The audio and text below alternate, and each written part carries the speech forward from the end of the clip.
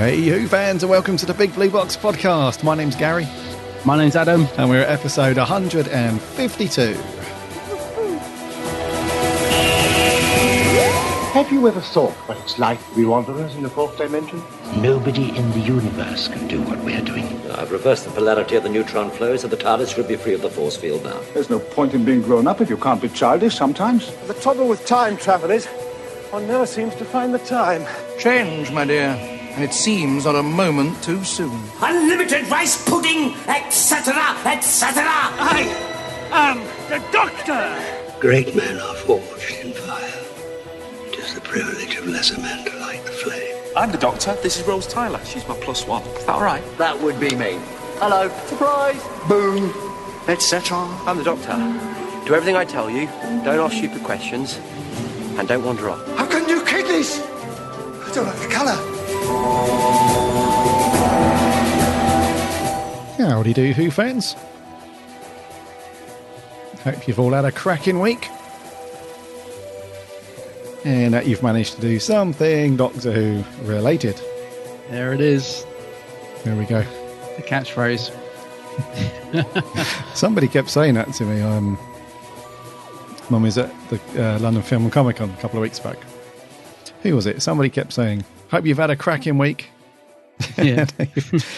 Anyway, welcome aboard, episode 152. Do hope you've had a good week. It's been a bit quiet for us. I'm not sure about you, mate, but I've had a bit of a quiet one. Seems overly quiet in relation. I know you've been out and about with Yeah, I've been out and about. Some Who buddies again, but yeah, just feels like I've had a nice, quiet, chilled one this week. Sometimes that's quite nice, isn't it? Have a bit of a rest. Yeah. So, but no, I've been a right busy bee. And I've seen something that I'm extremely jealous about as well, that you picked up while you were out and about. Well, it's funny you mention that because I'm in trouble because of that certain thing. I am in big trouble. Oh dear. And I know I would be. It's a risk that we take.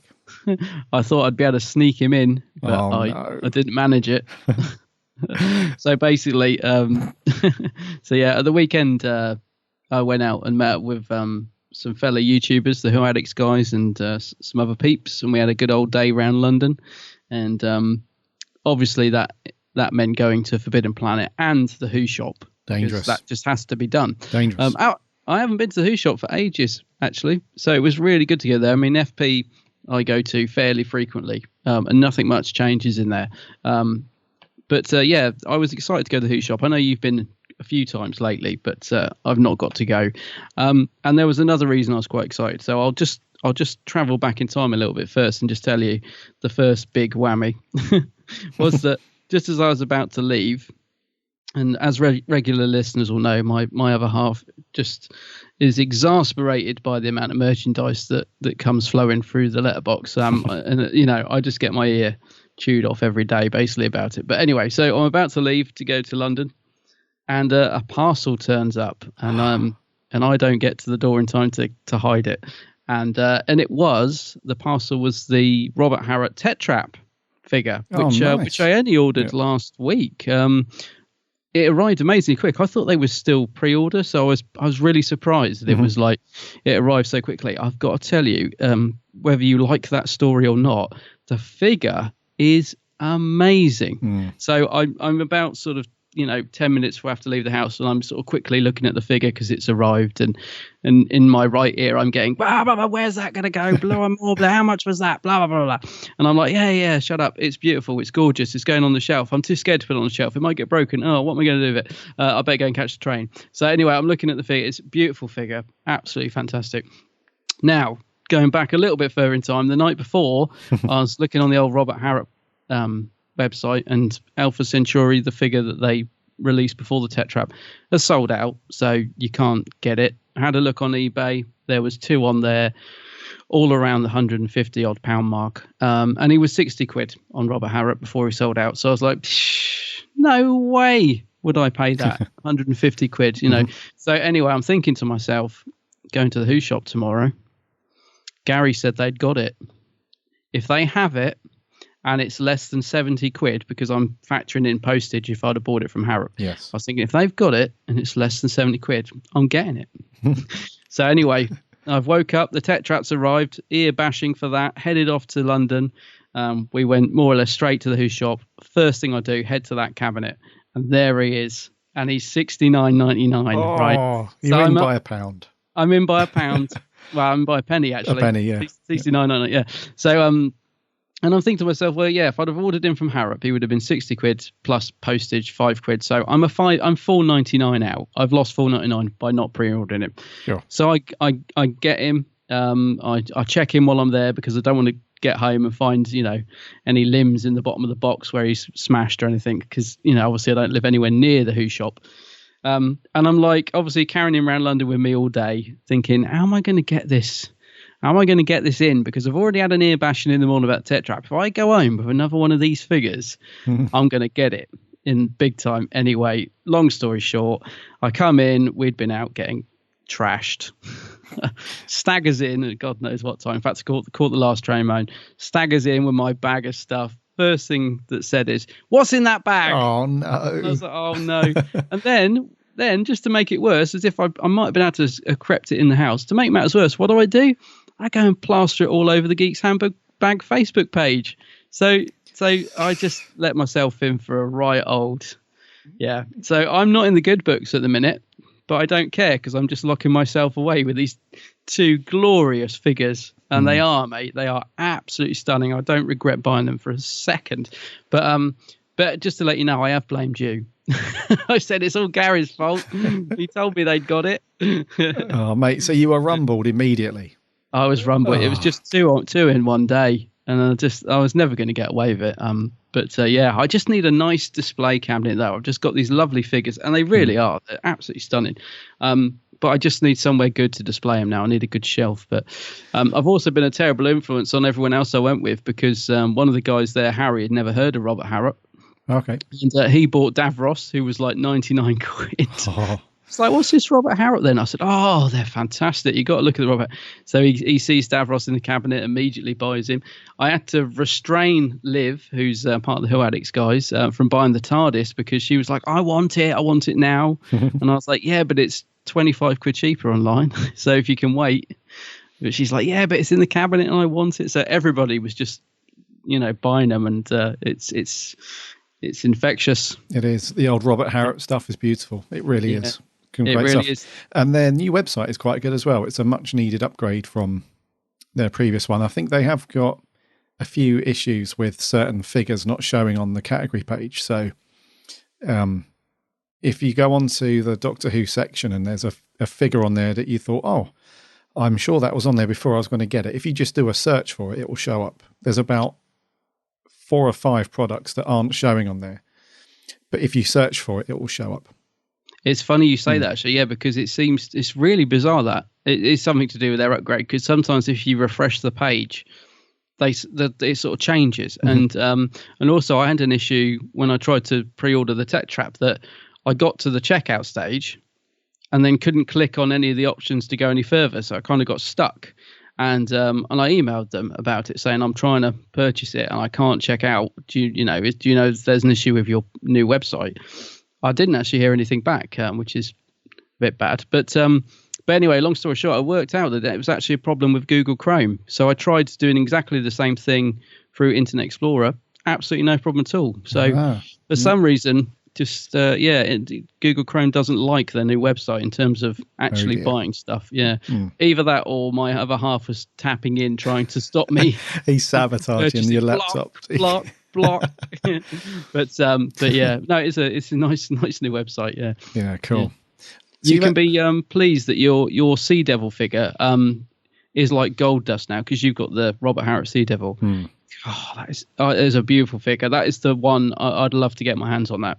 So if ever I do come around to your house, you better hide that because it might just go missing.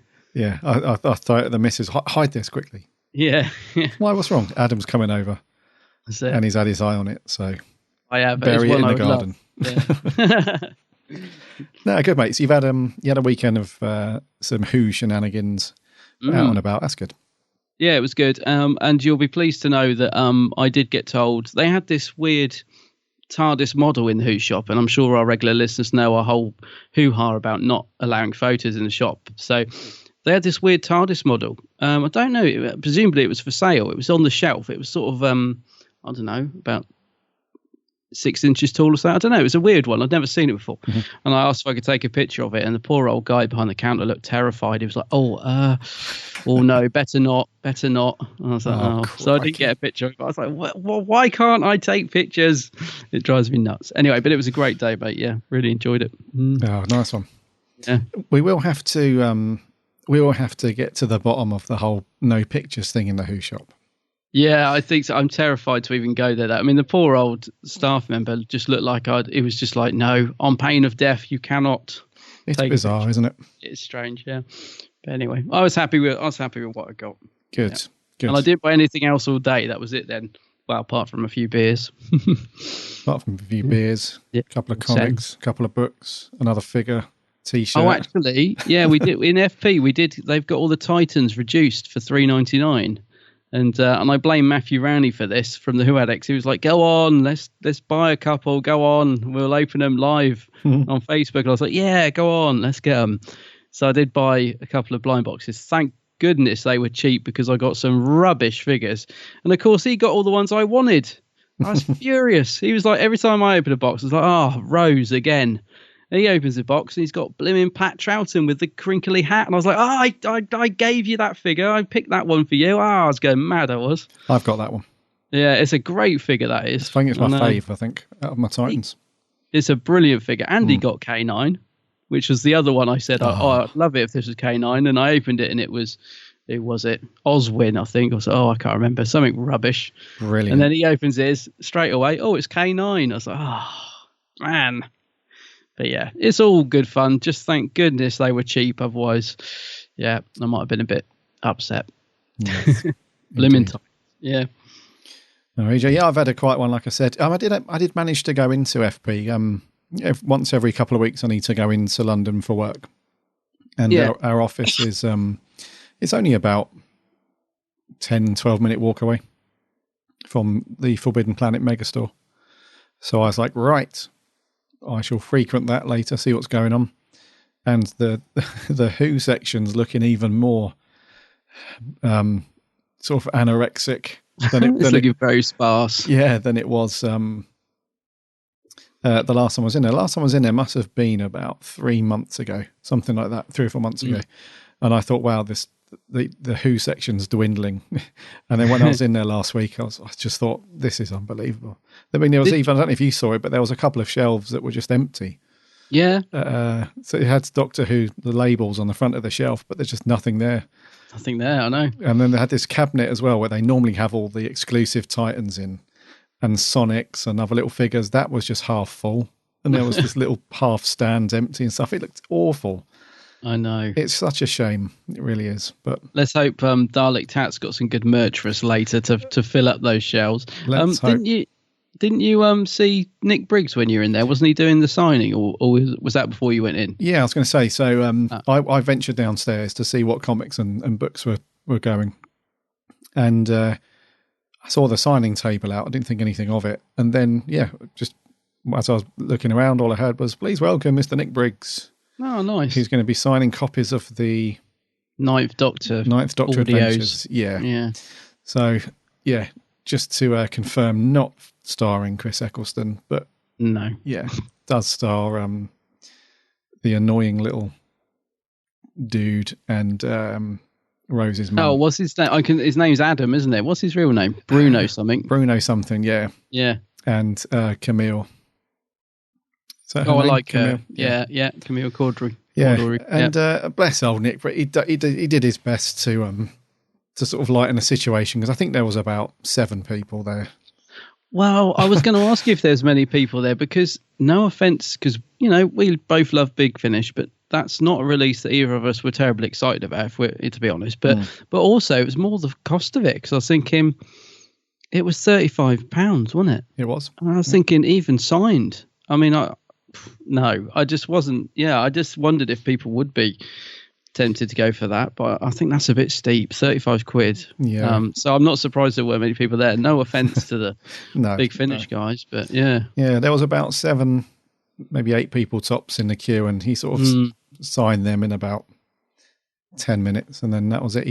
He was sat there just having a look on Twitter, I think. But there was one guy at the front who brought a huge carrier bag full of all sorts. He had like loads of Big Finish things and a magazine and something else, and he got Nick to sign all of that, and everyone else just had a copy of the story, and that was it. But they did have some signed ones on the shelf when I went in, actually. I noticed. So he'd obviously signed a few for him to sell, but not for that price, sorry. Yeah.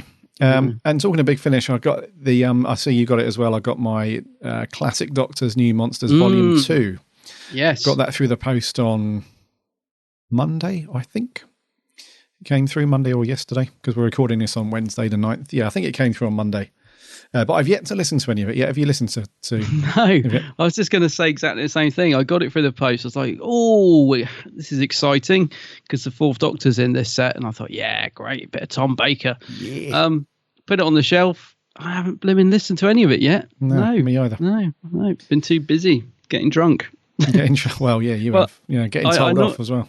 Getting told off and burning the credit card. The thing is, I don't know about you. Well, I don't know, when do you listen to your Big Finish? Because I generally listen to mine when I'm doing the ironing, because it's perfect. I have a massive pile of ironing, and I just bung on a Big Finish, and away I go. And that's normally when I listen to mine. I normally listen to I try to listen to it when I'm working, but inevitably what happens is I end up just going back, because I'm sort of that's why when I listen to music when I work, I never listen to like songs. I always listen to soundtracks or instrumental music, because I can't. So if I'm listening to I always try it though, and I never. I should learn by now, but I start work, put on Big Finish, and end up just going back to the track again, because I was engrossed in work and it was just in the background. So now I tend to listen to it just when I'm in bed and I'm just sort of laying there for half an hour with headphones on, or when I'm driving. A lot of people listen to it when they're driving, don't they? Mm-hmm. Yeah, but I don't drive, so that rolls that out. But yeah. So when you got your pinny on and you're doing the ironing, you've got Big Finish on. Always, yeah. Always have a bit of Big Finish on. Wow, that's an image right there. Actually, talking of the before we move on, the merchandise section in Forbidden Planet. One of our listeners who's been sort of our ears on the ground, if you like, reporting from the front line, Miles McKenzie. He's let us know that Character Options have renewed their license for official figures and so on. So with any luck, we'll have some more stuff coming out soon, some 12th Doctor stuff and some other bits from Character. Because, I mean, I'm not one for sort of figures and stuff. I don't collect those, but I know a lot of people that do, and they are quite popular. So hopefully that'll flesh out the shelves a little bit. I hope they pull their socks up a bit, though, because their last lot of figures, well, some of them weren't bad. I mean, they finally got around to doing a decent 12th Doctor figure, but it was released so far out of date. Do you know what I mean? Like, they were releasing figures from Series 8 when Series 9 had finished and stuff like that. It was just, you know what I mean? They seem to be very slow at getting stuff out now. Like at one time, the figures seemed to come out almost to coincide with the series, which is what you want. But lately, they've just dwindled off into little bits and bobs. So yeah, I'm glad their license has been renewed. But let's see some good stuff come out. You know what I mean? So yeah, and also some more classic stuff would be good. But maybe it doesn't sell. I don't know. But I'd love to see some more classic figures released. Yeah. One thing that's coming out that might be quite cool, if this is up your street, but there's a company called, abbreviated to MFX, I'm assuming it's Millennium FX, who have done some of the costume and prop work for Who. They're going to be releasing a bunch of masks, like proper masks that have been used. So pretty much screen accurate masks from the TV. There's Weeping Angels. There's the Scarecrow masks from the Family of Blood. Two-parter. There's a Davros mask. There's is there a monoid? A mod. Yeah, including ping pong ball. But at the moment, they've got a display over at the Doctor Who Experience. Oh, so they've got a couple of tables there. They've got all the masks and so on. And so Miles has said that he spoke to one of the guys there, and they've said that they're going to be on sale. oh wow! I'm not sure on the pricing, but it's going to start at £100 and upwards. Right. However, they do look amazing. I bet. Yeah, they do. So they're potentially some cool stuff on the way. And like you said, character, they really need to pull their finger out and give us some better stuff. Yeah, I hope so. I mean, I assume when the series comes back in 2008, hopefully they're already making plans and working with the BBC to bring out some cool stuff for that. Yeah, that would be nice. Yes. Yeah. Yes, a Jodie Whittaker figure has to be on the cards. It has to be, mate, doesn't it? Yes, it does, yeah. No announcement on the companion yet, I've just realised, which is a good thing, actually. I think don't want everything at once, do we? No. Let's be drip-fed some stuff. Yeah. Anyway, talking of merch, shall we land it and do the news? The news and merch? Yes.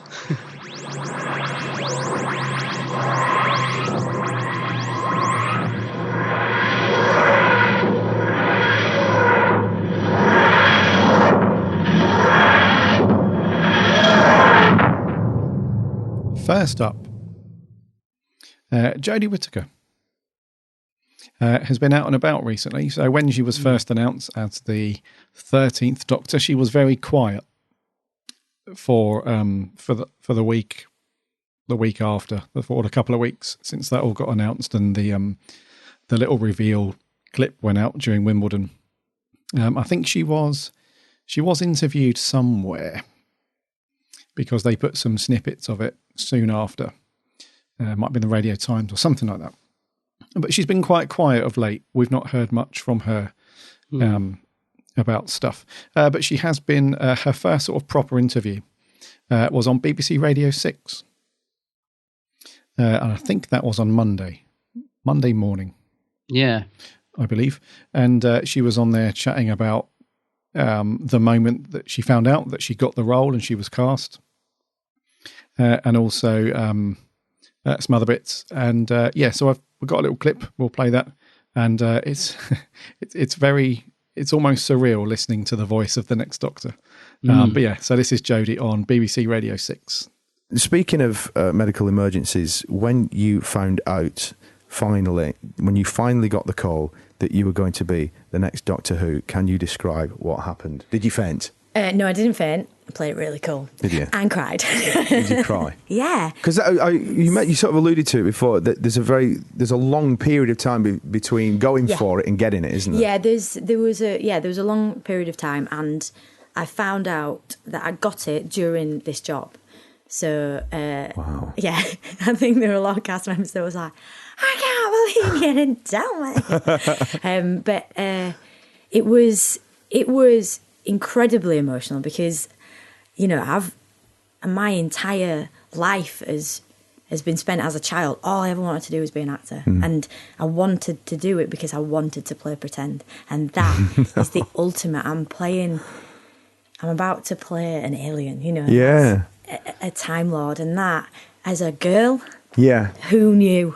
That's incredible. And it's really emotional because of that. And I feel like I'm immersing myself into a world that the love of it. Like, even now, I haven't even done it yet. I haven't done anything. And just the fans are the most kind of creative and enthusiastic people. And it's so exciting to be a part of that. And also because I know quite a few of them, like people that have been in it. And talking to them has been, it's for them, it's like a moment in their life, and there's only a few people that know.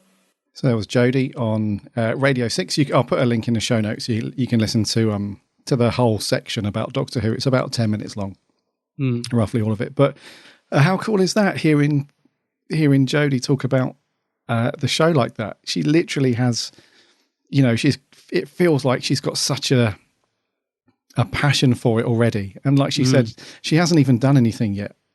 And I assume she means anything properly, because she's filmed See, I wondered that. The reveal bit, presumably she's filmed that. Yeah, but she's not really got into it properly. I don't think is what she means. But it's very cool listening to her talk about it in that way, where you can tell she's over the moon about it, and she's quite.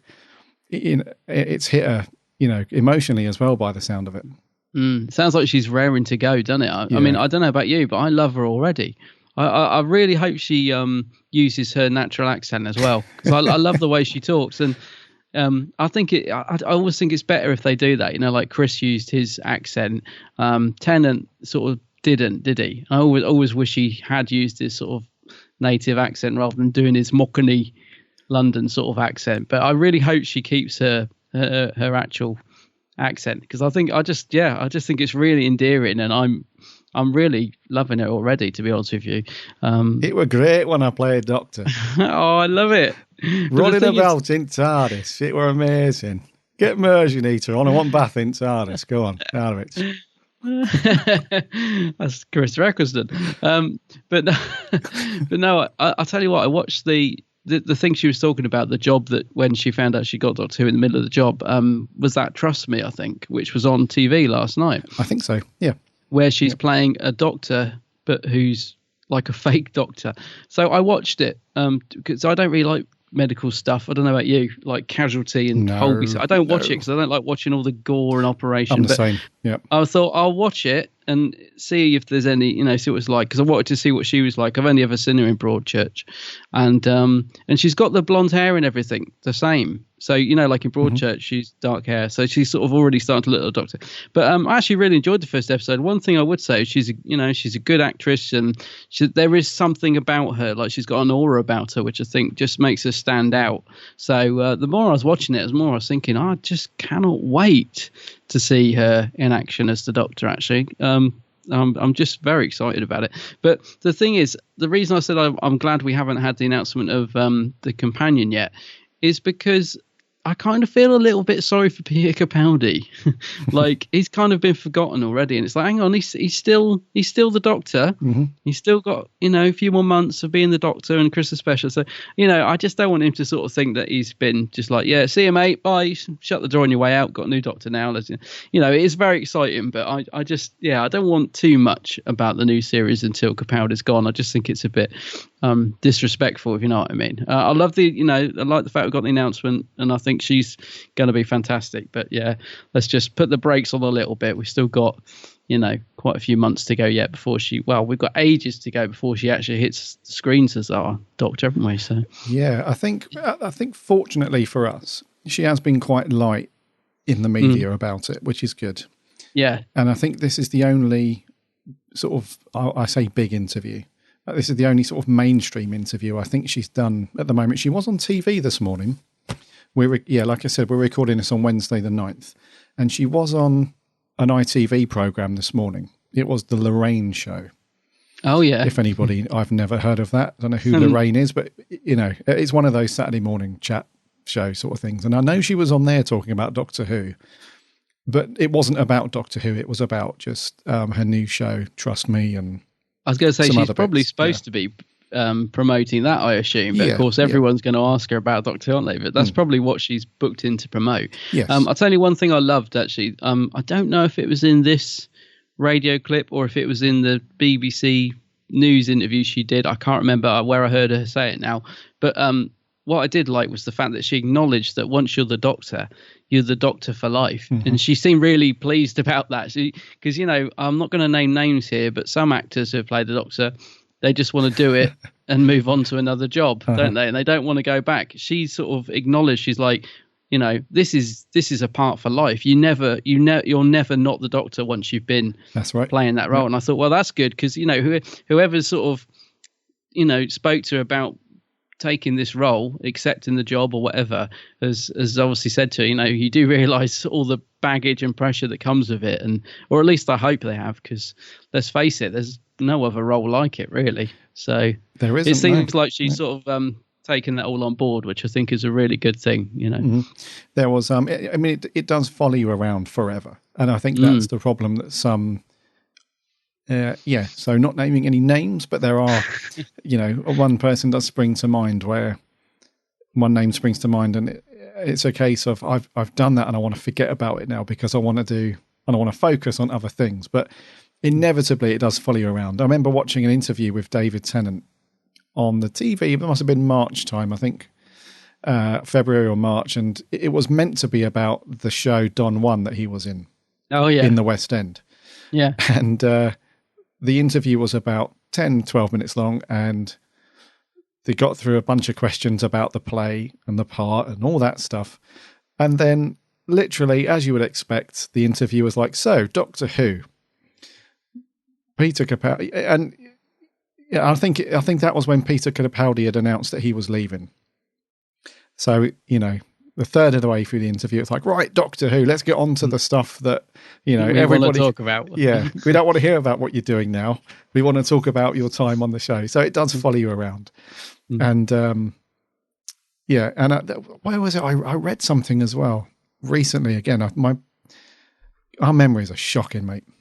They really are. I can't remember who it was or where I read this, but somebody was offered the part of a companion and they turned it down. Who was it? I'll have to dig this out of my memory and put it up somewhere. But an actor was offered the role of the companion, but turned it down. And one of the things that they were told was, if you take on, the Doctor or a companion in the show, then you're basically guaranteed, a pretty decent sort of lucrative convention fee or, earnings or whatever, pretty much until you retire. So it is definitely one of those things where if you take it on, it's there for life.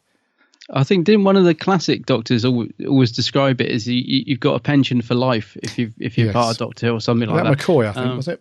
I think it was McCoy. Yeah. That's who I was thinking of. But makes you wonder why that person turned down being a companion.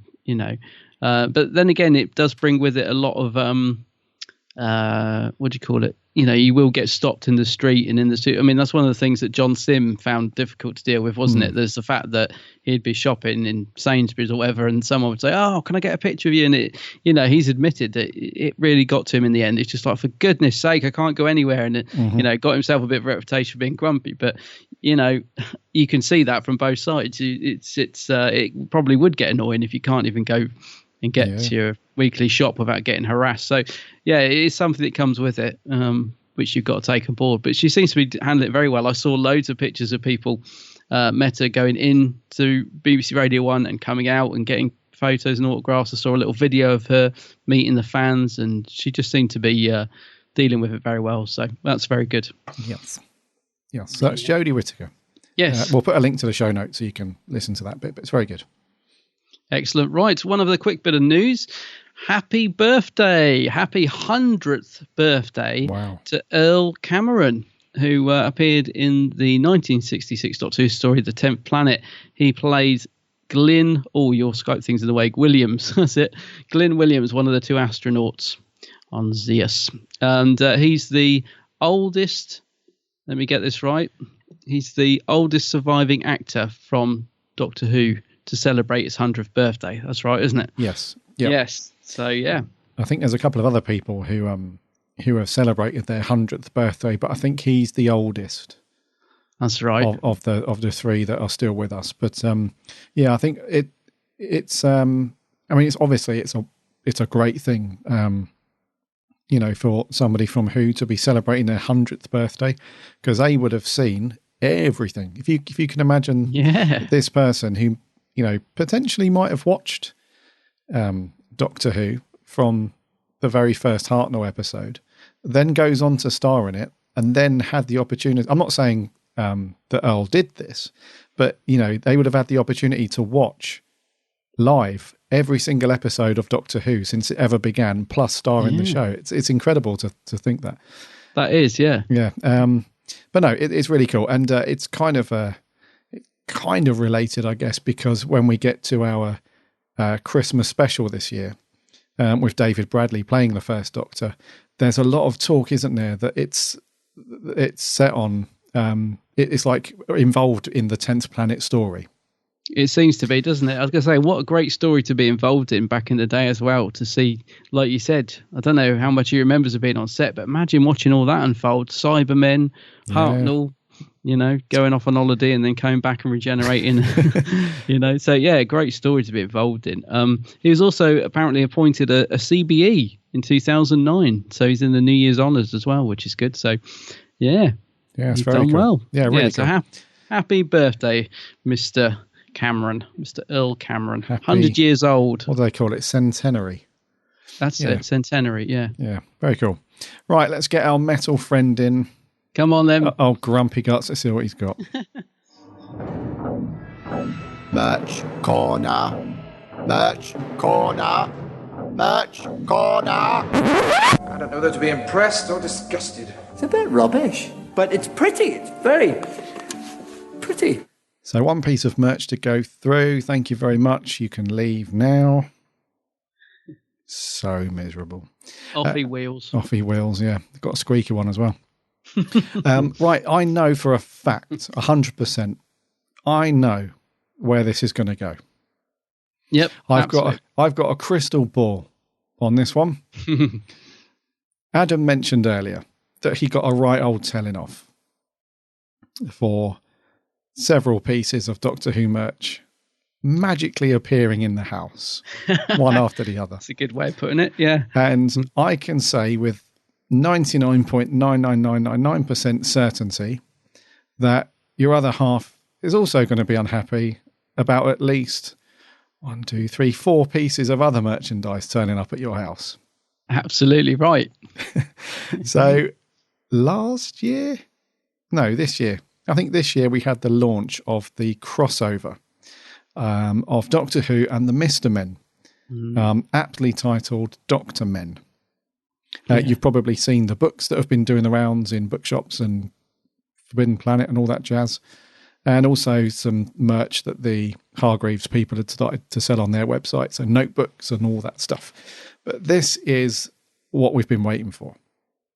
This is the thing that's like lifts it off of whatever piece of merch you've got. So whether you've bought the book or a notebook or a poster, that's obviously has its own charm, but it's 2D. You can now get, or you'll be able to get later this year, the Doctor Men figurines. Yay! Yay! So we've now got them in 3D. You can pick it up. You can do whatever you want. Your shelf is going to look awesome with these on. So, which is why I said I've got no doubt in my mind that all 4 of these will be heading your way. Oh, they will. I love them. I think they're great. I mean, I love the Mr. Men crossover anyway. I think most of the feedback I've seen on these when they got announced is positive. I did see a few grumpy people who were like, "Oh, they look awful. Girl, what a load of tat." And I was thinking, I think what it is if you're of a certain age, or if you grew up with the Mr. Men or you like the Mr. Men, you're going to love these. And I think if you're not either of those, you'd probably look at them and think, what on earth are these? Do you know what I mean? But because I grew up with the Mr. Men and I love them, I really like this crossover. So yeah, as soon as I saw these, I was, I was just like, yeah, got to get them. They're $9.99 each as well, aren't they? So how big are they though? Are they quite small? It's hard to tell from the picture, isn't it? Yeah, 3-inch or something like that. Yeah, we haven't been told yet what the dimensions of the sizes are of these, but yeah, I don't think they're going to be that small. I mean, for $9.99, I don't think they're going to be tiny. They're not going to be little Titan sized. I think they're going to be bigger than that, but they do look wonderful. And they're launching with the first 4, which I think is the first 4 that they announced for the books as well. So the first Doctor, the 4th, the 11th, and the 12th. Yeah, I think funny enough, the 12th one, I really like him just because he's sort of yellow and whatever. But the thing is, he looks too happy. I always think Dr. 12 should look grumpy. It's a very happy Dr. 12, that one. Yeah, they've nailed the first Doctor, haven't they? I was just going to say, the first Doctor, they've got that expression perfectly, yeah. And the Matt Smith one's good, actually, the 11th Doctor as well. So, yeah, I'll definitely be getting these, mate. My uncle, funny enough, raised a little point the other day. He's like, so these books are called Doctor Men. I was like, yeah. It's like, so when Jodie takes over, what's her book going to be called? Ooh. I was like, oh, that's a good point. Little Miss, I don't know. So how will they get? Because I don't know how they'll get around that. I don't know. Presuming they're going to do a one for Jodie's Doctor. I don't know. I mean, they've still got a few classics to do anyway, haven't they? That they've who haven't they done? There's two or three they haven't done, I think. Yes, and they need to do because they've only done the Tennant one as well as a Christmas special book, haven't they? Right. Yeah. So I imagine at some point he'll be coming to the lineup. But I mean, hopefully they'll do all the Doctors at some point. Yeah. I've just found out, mate. Sorry, the height of them is going to be roughly 105 millimeters tall. So that's just over 10 centimeters. Okay, so yeah, not that big, but that's about right. That's quite good actually. Yeah, not too bad. Takes up less shelf space. Yes. Yeah. And it's scheduled for autumn/winter. So that's probably any time between September and December, I suppose. Perfect for Christmas stocking. Perfect.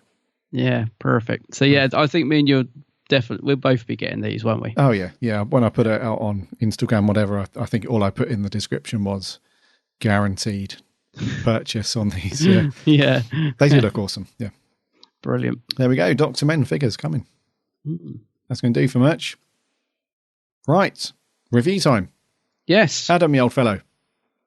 Yes, what are we going to do? Marco. What are you doing this week? So, a David Tennant episode this week. Christmas has come early because we're reviewing The Runaway Bride. Who are you? What? I shall descend upon this earth and shine.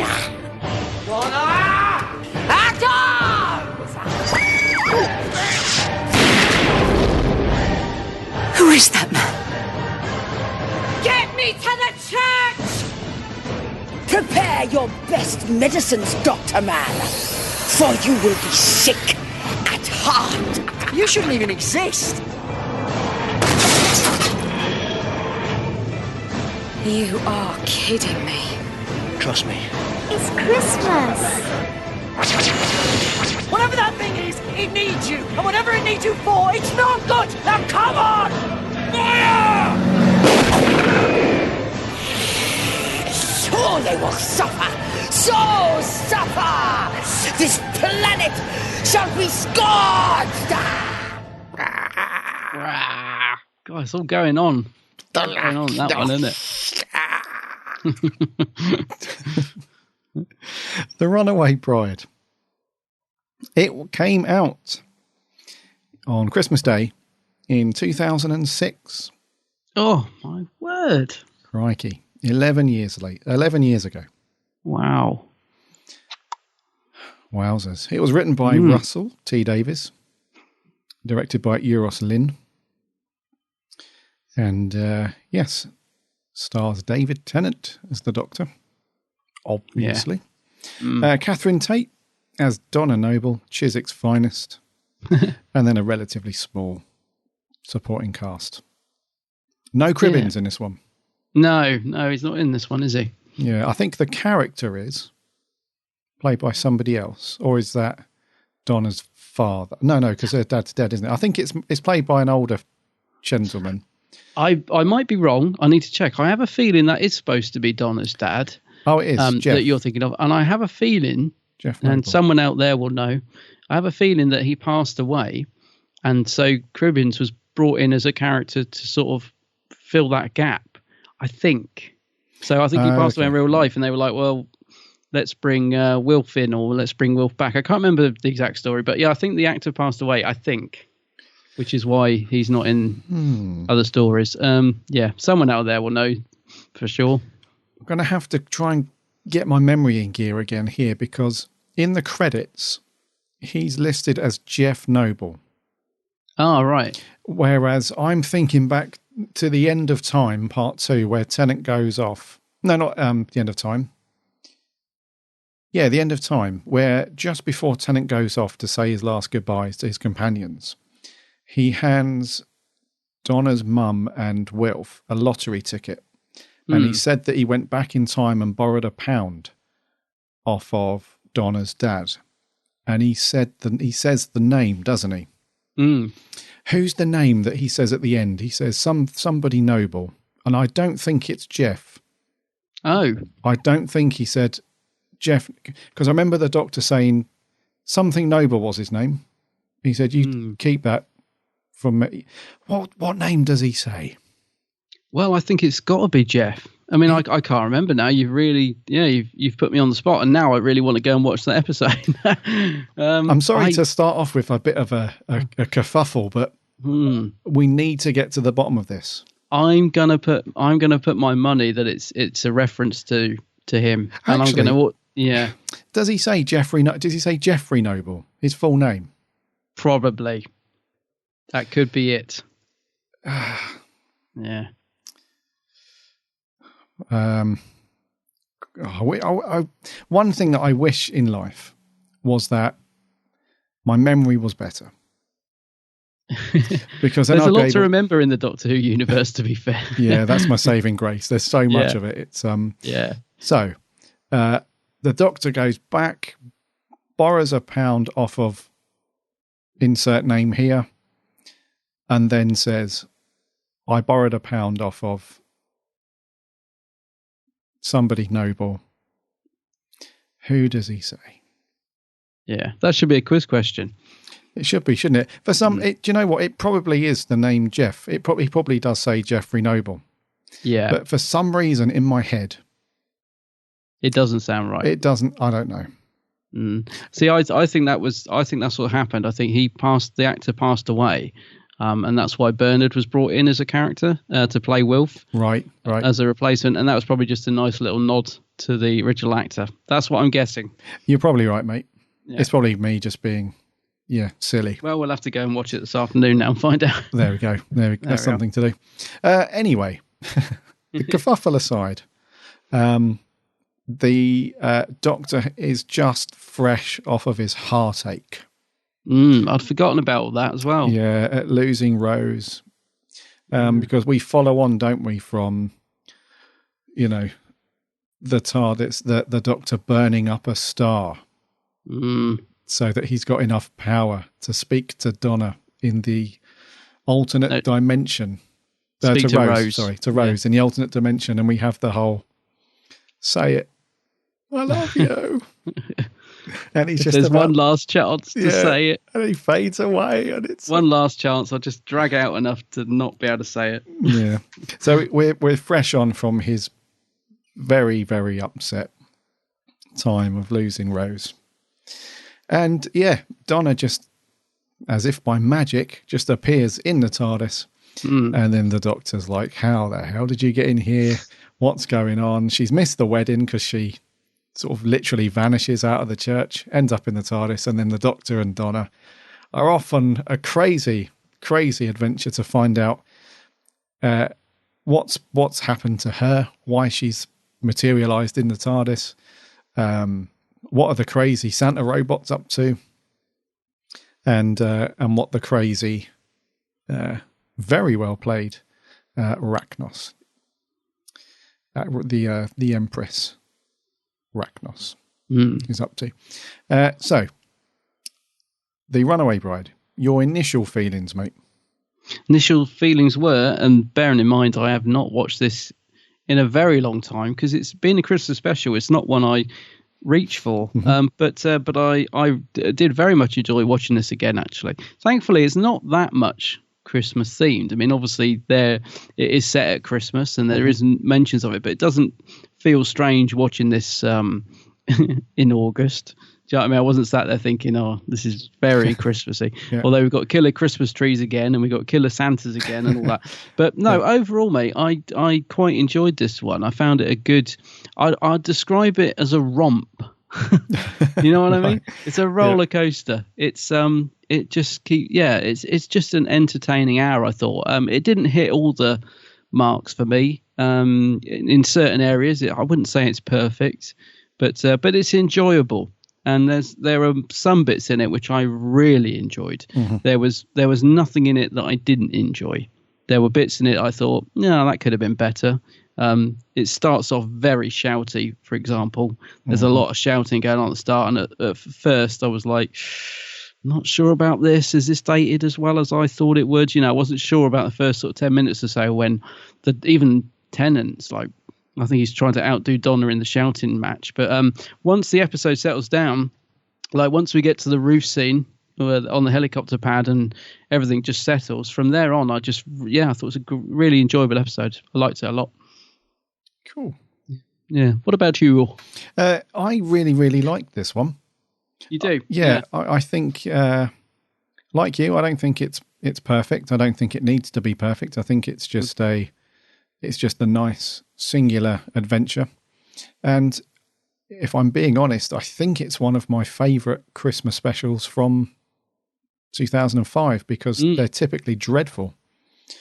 The Christmas specials. Yes, I don't like many Christmas specials, I'll be honest. Yeah, I'd put this up there as a good one. Yeah, so I really like it. And the thing that it's quite... When I put this on the schedule to review, initially I thought, should we do this now? Because it is a Christmas special. However, like you mentioned, with just a couple of scenes where we see the robots in the Santa outfits, you wouldn't really know that it's Christmas, to be honest with you. In this one, it's very light on festive themes.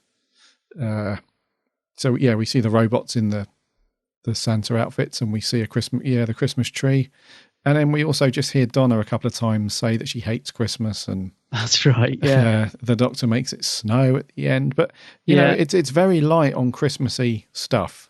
So it's kind of a safe watch, at any time really.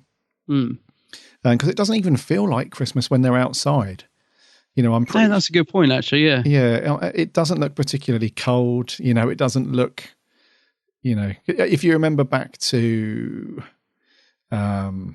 Christmas Invasion, the Christmas Invasion, where even that didn't look particularly Christmassy, but the end of that was very, very Christmassy when they're outside by the TARDIS and it's snowing, not snow, but it's snowing.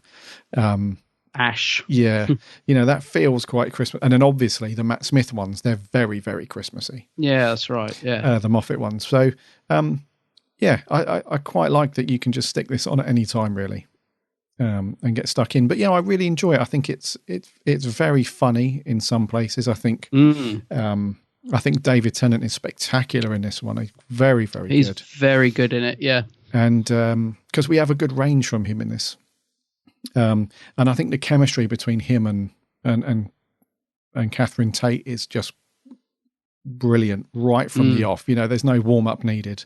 The two of them are brilliant together, and I really like the twist in it as well. It's a simple, betrayal. Lance, who has set her up for months, sort of reveals himself as the baddie alongside the Empress Rachnos at the end, and that's a nice little twist. There's nothing complicated really.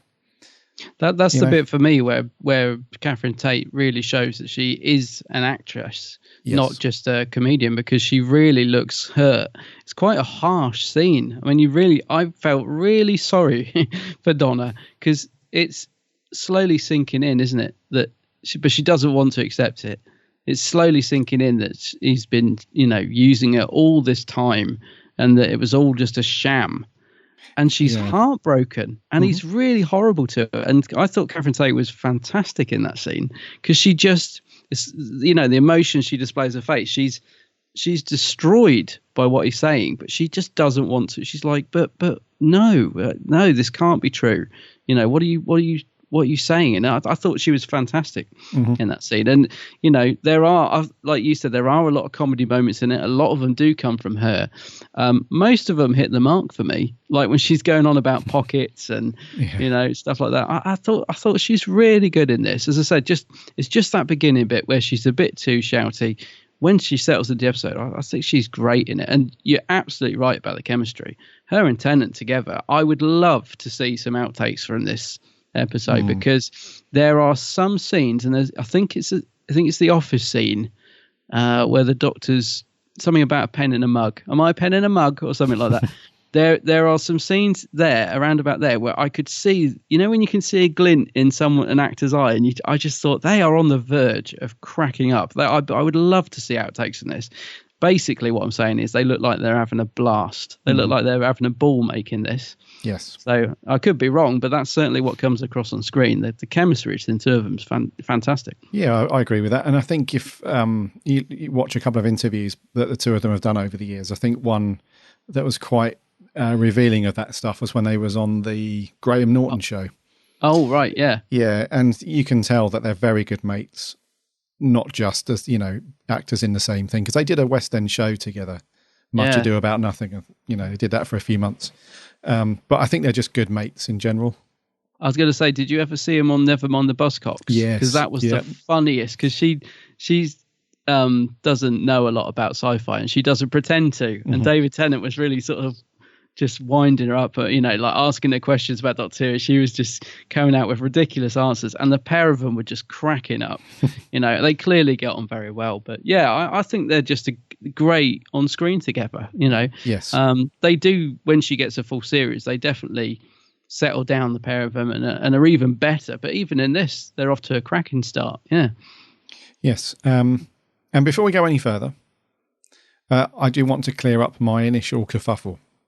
Oh, right. Okay. So, yes. So when the Doctor goes back in time and borrows a £1 off somebody to buy the lottery ticket, it is that character, Jeff Noble. It is. It was me just being stupid, as usual. That's a nice little throwback, though, to the character, isn't it? Just to give him a name check to let him know that he's still, still part of it. Yes. Yeah, it's nice. And the actor, Howard Atfield, he did unfortunately pass away in 2007.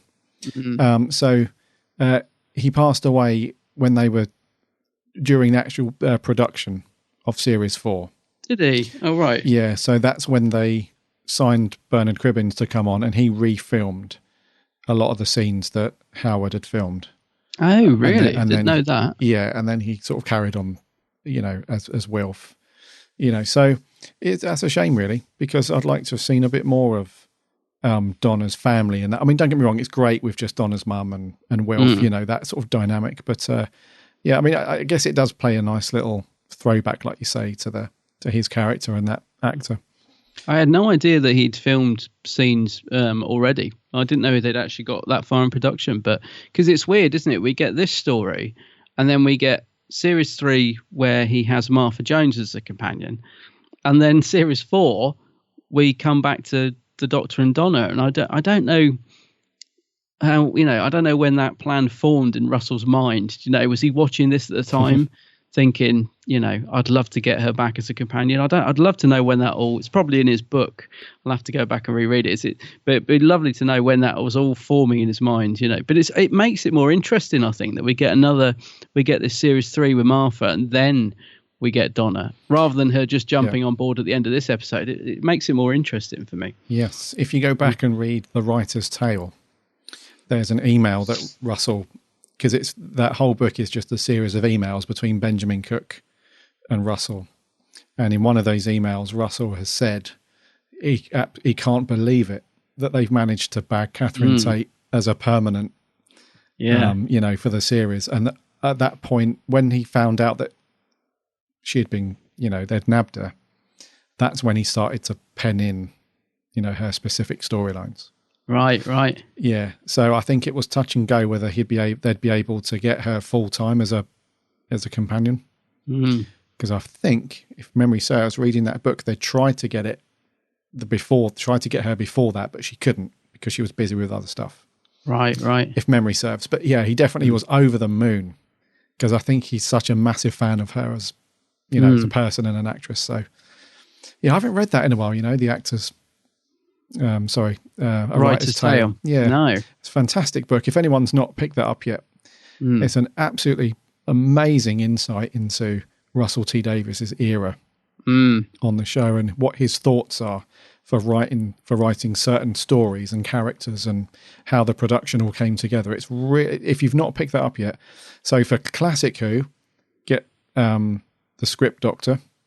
Andrew Cartmel. For Modern Who, get A Writer's Tale with Russell. Those two books are fascinating reads. Must have. Really it's great to hear all the ideas that man had that didn't get used as well. I mean, he I think some people thought he was sort of burning out before he left. No, man.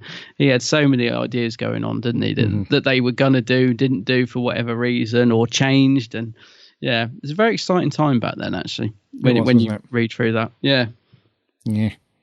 So anyway, let's talk about some story stuffs and all that jazz.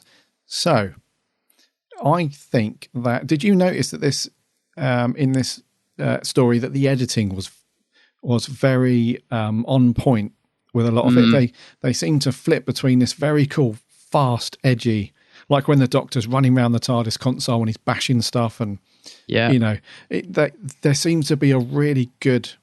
Who was the editor? I don't know if we'd know, would we?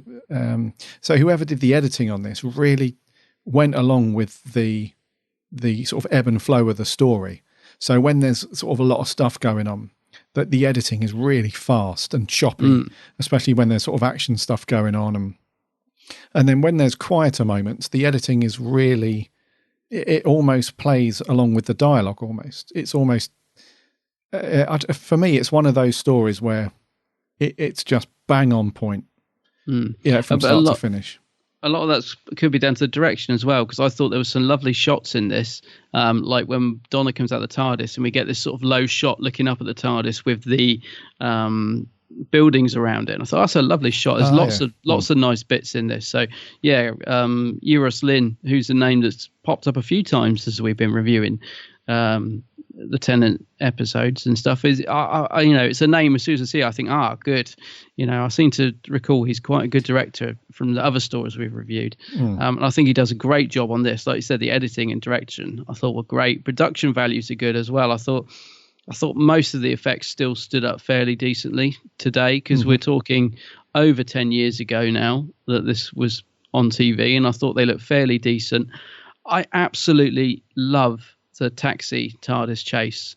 I remember the first time I watched it thinking it looked amazing, and okay, it's dated a bit now, but I still think it works, and I still think it looks charming in its own way. Do you know what I mean? You can, they would do it better now, but I still think it, for the time and the what do you call it? I just thought it still stood up pretty well. Let's put it that way. I love that scene. I like the kids cheering as well. Just gave a nice comedy moment. And I thought that was a great little action sequence. No, I agree. It's it kind of, it's almost a case of, no, he's not going to, is he? Because it's a nice build up as well, where Donna's in the taxi. She's completely unaware of what's going on. The Doctor's, and it's the Doctor, isn't it, that notices the Santa, the robot Santa in the driver's, he's driving the taxi. Yeah. And obviously he can't run after them. So you see him legging off, he's in the TARDIS, he's ready to go.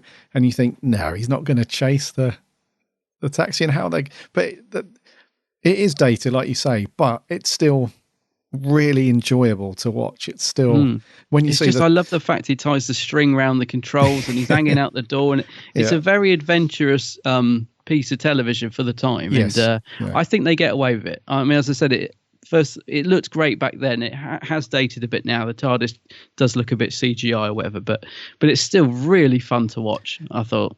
Yeah, absolutely. Yeah. And I love the way that they've made it exciting as well, because if you think about it, we very rarely see the TARDIS in flight, and when we do, it seems to, we see it in the intro to the show, whereas it's sort of zipping through the time vortex and that stuff. And we also see it where the doors are open and people are just sort of relaxing and chilling out, watching space and stuff. But we rarely see it in an action sequence, chasing or being chased, do we? That's right. So I really love how they've had, the way that the production team decided to do it in this episode was to have that typical very fast spinning around as it's sort of, belting down the motorway after the taxi.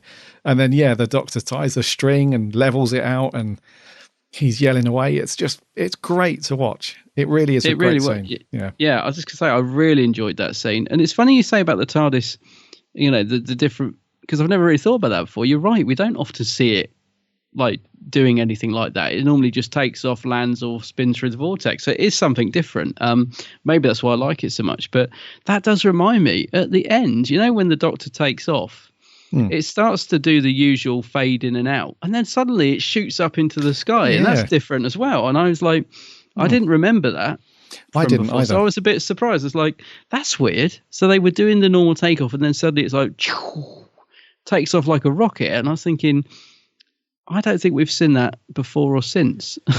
I mean, the only thing I can think of where we've seen a different landing is Time of the Rani, where it lands in a rainbow. That's sort of plonks down through the sky. But it's not very often we get to see it shoot off like that, I don't think. I don't know, maybe we do. We need to watch some more Tenet, but quite an unusual takeoff at the end, I thought. Yeah, I don't think we do. Because it's a really cool sound effect as well. It's like when it's, shoots straight up into the sky. It's very different. I don't think we've seen a dematerialization like that. No, I don't think so. Apart from the rainbow. Which is very unique. I'll tell you what we have seen before, though, is the zoom into Earth at the start. RTD loved using that, didn't he? I don't know if it was an expensive graphic that they wanted to get their money out of, but there's quite a lot of the episodes start with the Earth and then we zoom in all the way down into London streets. Yeah, there's... Which this one does. Yeah. I remember The End of Time with Rassilon, with his voiceover using that same similar thing where it's in space and then you see the Earth. And and there's another episode as well, like an Eccleston story, where it starts like that, where it zooms in from space. I think Rose did the very first episode. Was it the first one? Yeah, I think, and I think we see it a few times after that. Yeah, not complaining. I just, as soon as it started the Earth thing, I automatically felt straight back into the RTD era. Yeah, it does. Do you know what? I quite like it though. I do. Yeah. Do you know what? It does give it a certain sort of visual flavour. You know it's an RTD era story when you see the good old space scene and zooms into it's quite cool actually. So talking of things we've seen before, while we're talking about that, what did you think about the fact that we get the Killer Santas and Killer Christmas trees back again?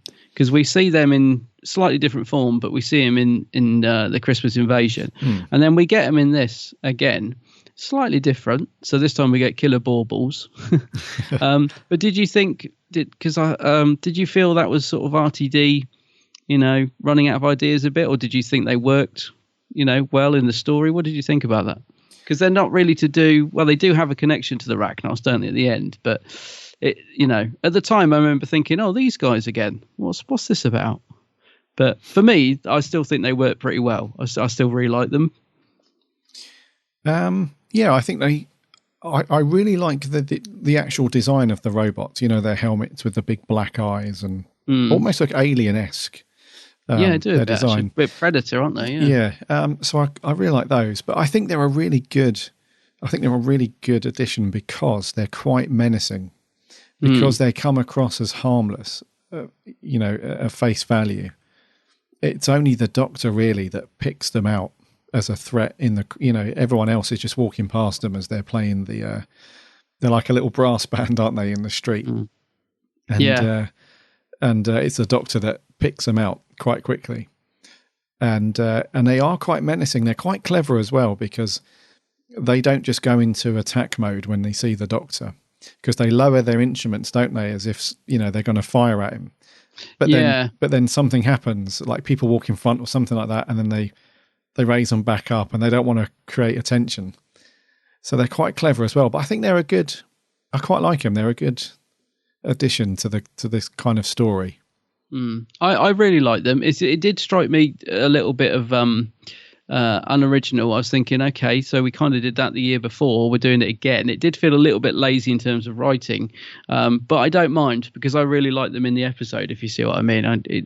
It did feel like he was just reusing what he'd done the year before, but I think they work in some ways better in this story. I remember RTD saying that he was much more pleased with the Santa masks in this, because they're different, aren't they? Yeah. I remember him saying he was never happy with the ones in the Christmas Invasion, which is weird, because I think I might prefer them. But I remember he got the ones he wanted for this story. They were a different design. I think they had more money, I think he says. Yeah. But no, they're good. Yeah, I think they work well. I like them. What do you reckon to the old explosive baubles? Yeah, I quite like that, because I love the tree in the Christmas Invasion. I love the spinning tree that goes haywire. I just love that. It's such a simple idea, and also so scary and deadly at the same time. And it's just the fact of having something that would be in your house at Christmas that could potentially be deadly, I think is a great idea. So this one, we get the killer baubles. So I guess it's a good variation on what he'd done the previous year. So yeah, I quite like that. Yeah. Oh, cool. Yeah, I thought it was quite good. Yeah, it was good. It's good when he plugs his Sonic into the sound system as well and blows to pieces. That's quite good. The Sonic screwdriver. I wanted to mention this. So in this story, it's used quite a lot. Now, there was an interview that David Tennant had done. I think it was on one of the special features for one of the DVDs or Blu-rays for one of the series, where he had actually pushed back a bit on the usage of the Sonic screwdriver, because he didn't want it to be like the get out of jail free card. Every time the Doctor's in a bit of a jam, he sort of whips out the Sonic, escapes, and that's it. And I think there was a couple of stories where initially we had the Sonic screwdriver separated from the Doctor, but then it was like whizzing across planets to find him. And right. So I think initially the Sonic screwdriver was going to be used a lot more to help the Doctor out of these impossible jams. And, and I think David Tennant said, this is a bit ludicrous. The Doctor should be able to get out of these situations using his wit and his intelligence and his detective skills. And he shouldn't, every time he hits a hurdle, he shouldn't have to get his Sonic screwdriver out and sort it out. It becomes too much of a crutch. Yeah, it's like a magic wand. A magic wand, yeah. But I did notice that it's used a lot in this story. Now, what do you feel? Because personally, you and I, we both love a good Sonic screwdriver. But I did feel that there was a couple of times where it was used an awful lot. So it's used, at the cash machine. It's used on mobile phones. It's used on computers. It's used on doors. It's used on, quite a few things in this episode. So does that bother you, or don't you mind it? You think it's all good? Actually, well, it's funny you say that, because I hadn't picked up on it watching this yesterday, but now you've pointed it out. Yeah, it's a very good point. Actually, it does get used a lot in this, doesn't it? It's like you said, the cash machine and all that, and the phone. Yeah, I hadn't really noticed it, but now you've pointed it out, it does seem perhaps it was. Yeah, I guess it's used a lot to move the story on very quickly, I guess. Yeah, maybe it's just because I suppose at the time I'm watching this out of sequence, so I'm not. If I'd watched the whole series before and there's loads of Sonic, and then you get this Christmas special and he's using the Sonic loads, maybe it would have bugged me. But watching it as a sort of separate standalone story, it didn't bother me, I'll be honest with you. But it might do now. Now I go back and when I go back and rewatch it, I might be sat there noticing it. But it didn't jump out as me as being overused. But it is one thing I can't stand. I mean, it was more in the Matt Smith era for me. It just drove me mad. I mean, he was just out, he had that Sonic in his hand all the time. Whereas I don't think Tennant's Doctor did it as much. So, but you are right. It does get used a lot in this one, to be fair. Yeah.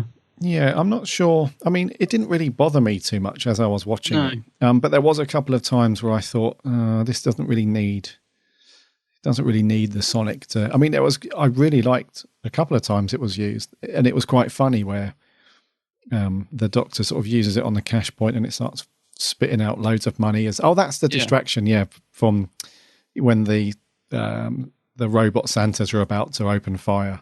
That's it. Yeah, he buzzes the cash point in it. Yeah, that's a distraction. Yeah, but and there's another time where he uses it on the mobile phone when Donna and him and Donna arrive at her wedding reception. That everyone's really enjoying themselves. That's funny. He borrows that guy's phone and he does a search for the name of the company where Lance and Donna work, and he gives it a bit of an extra buzz. And it like goes whizzing off and gets all the information. So I quite like that. That's, a couple of times it was used as cool, but it was a couple of times where I thought, you don't really need to use it now. But it didn't really detract too much. I just wondered if you'd noticed how much it was used. No, I must admit I didn't, but I can see where you're coming from. I'll tell you one thing that did slightly bug me, because there's not much actually in this episode that does. I enjoyed pretty much all of it. It was that scene you were just talking about where they get to Donna's reception and they're all having it without her. I thought was really fun. But then we get a bit of the Doctor moping around after Rose, which it doesn't actually bother me, but it kind of I suppose because that's all from the previous series. I was thinking, oh yeah, let's just get on with the story. We don't need all this. But the sort of Rose reference and the Doctor moping around, slightly, because that scene seemed to go on quite a while actually. When he's watching them dance and he has flashbacks to him and Rose sort of dancing, doesn't he? From whatever story. And it's not a big. It didn't really bother me, to be honest, but it did sort of take me out of the story a bit. I was just wanting it to move on at that point because, you don't see Tom Baker's Doctor moping around after Sarah Jane or anything like that. It just seemed a little bit self-indulgent for a while. But yeah, that's the only thing that really stood out to me. Was the very last reference as well is her name was Rose, and he's still sort of going on about it. I mean, it's much better actually at the start where Donna finds Rose's jacket on the side. I mean, that for me is a better scene because that's at the start and it would have just happened. And I think that would have been nice if we'd have just had that and then we'd have moved on afterwards. But yeah. But then we get a bit more moping around. Yeah, because we have it at the end as well. In fact, the very last sentence of the episode, isn't it? It's what was her name? And her name was Rose. I didn't like that as a last sentence, I'll be honest with you. No, I didn't. He sort of chokes up a bit, doesn't he? It's like, because the same as you, I thought, at the beginning, it's okay because and I like that Russell T Davies does this, where he acknowledges previous storylines and characters. He doesn't go too mad with it, but I think in this one he did over egg it just a little bit. And I think so. Yeah, and I would rather a more happier, upbeat ending between him and the Doctor at the end, rather than he's choking up about Rose and then he goes off quite moodily. But me too, mate, because I love that ending. I thought the scene between him and Donna at the end is a great scene because she's like telling him, go and find someone. And he's like, no, I'm fine. She's like, no, you need somebody to stop you. And I thought, this is brilliant. Absolutely loving this. Then he does the snow and okay, it's a bit cheesy, but it's still great.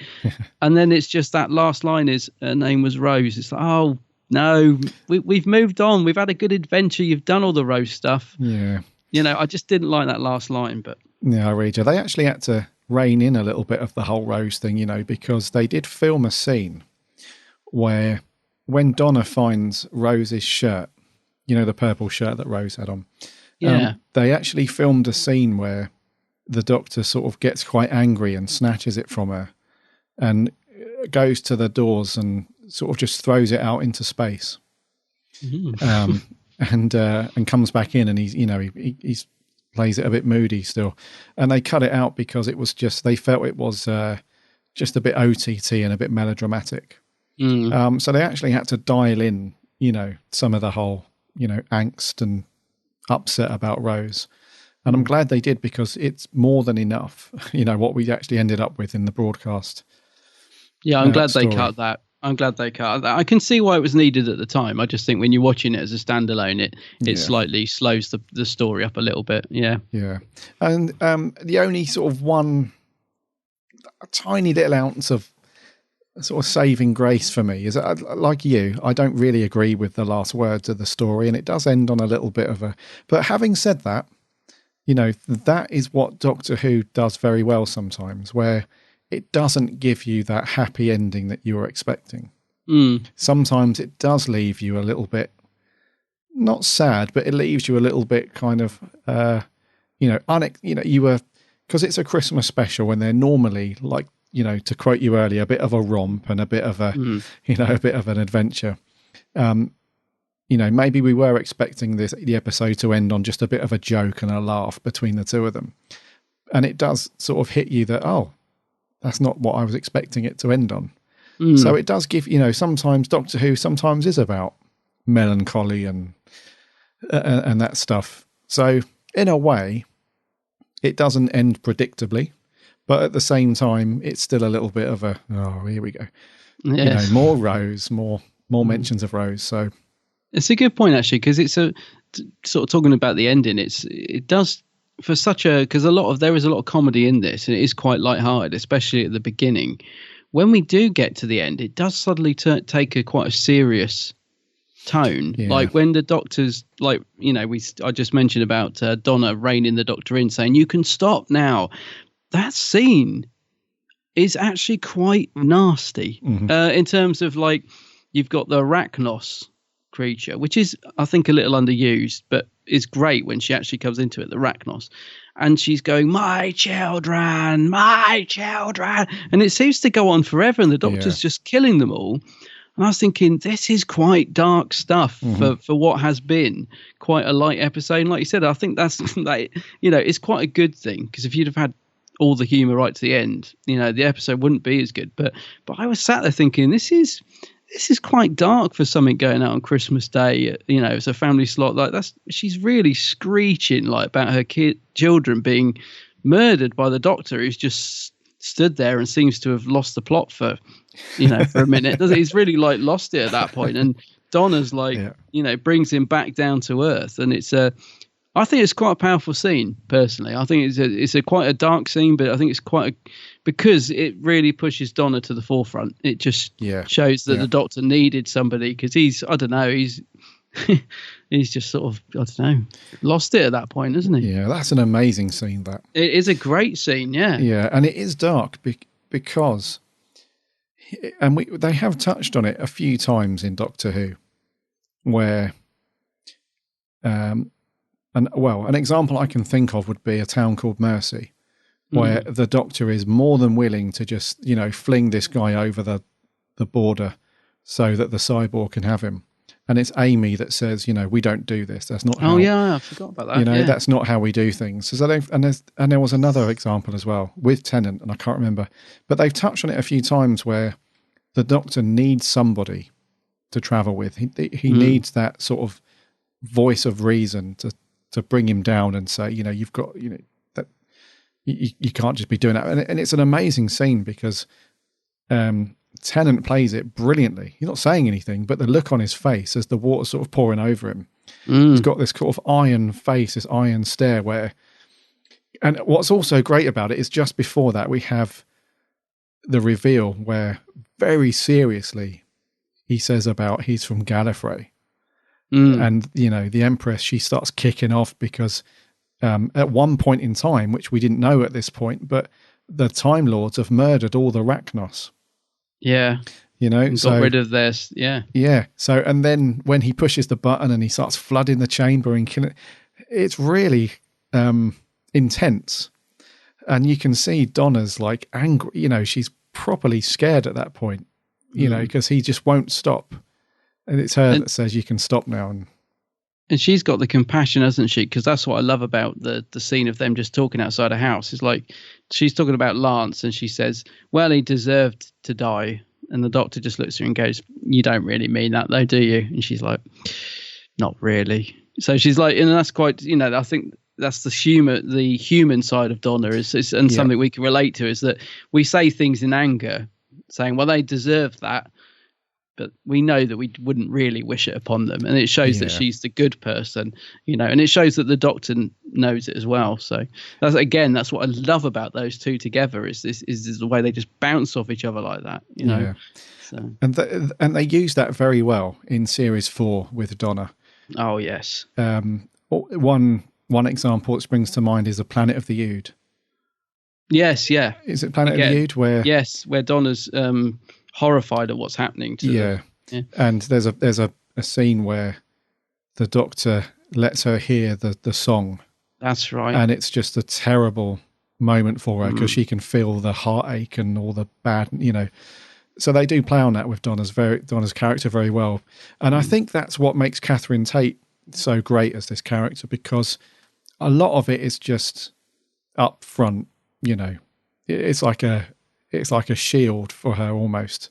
All this kind of bolshiness and humour and shoutiness and stuff like that. It's very much a shield for what she's really like. And they play that duality very well, where she's very, typical London girl. She's very shouty and, dare I say it, she's a bit common at times and all that. But then there's that real side to her that's just so compassionate and, and I think that's what they play onto with the Doctor needing somebody like that with him, because otherwise you'll just... Didn't they touch on it in The Waters of Mars, at the end of that, where he's like, the Time Lord victorious, and that's right, when he really loses it. Yeah. He's got nobody. He's like, well, what have I got to lose? There's only me left. What am I even worried about?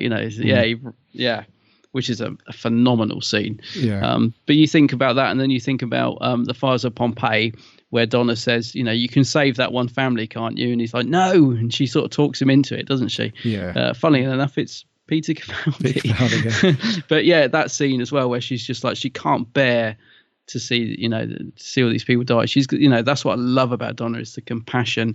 And also, like you said, she is a bit common. But also that makes her so much more relatable. Like when old Lance is throwing everything at her and running her into the ground, saying, having to sit there watching X Factor and drinking wine, and you're just thinking all the things that, lots of us do. And it's just like, she's one of us, Donna. She's the person that, that we root for, that we relate to. And, and that's who the Doctor needs with him, really.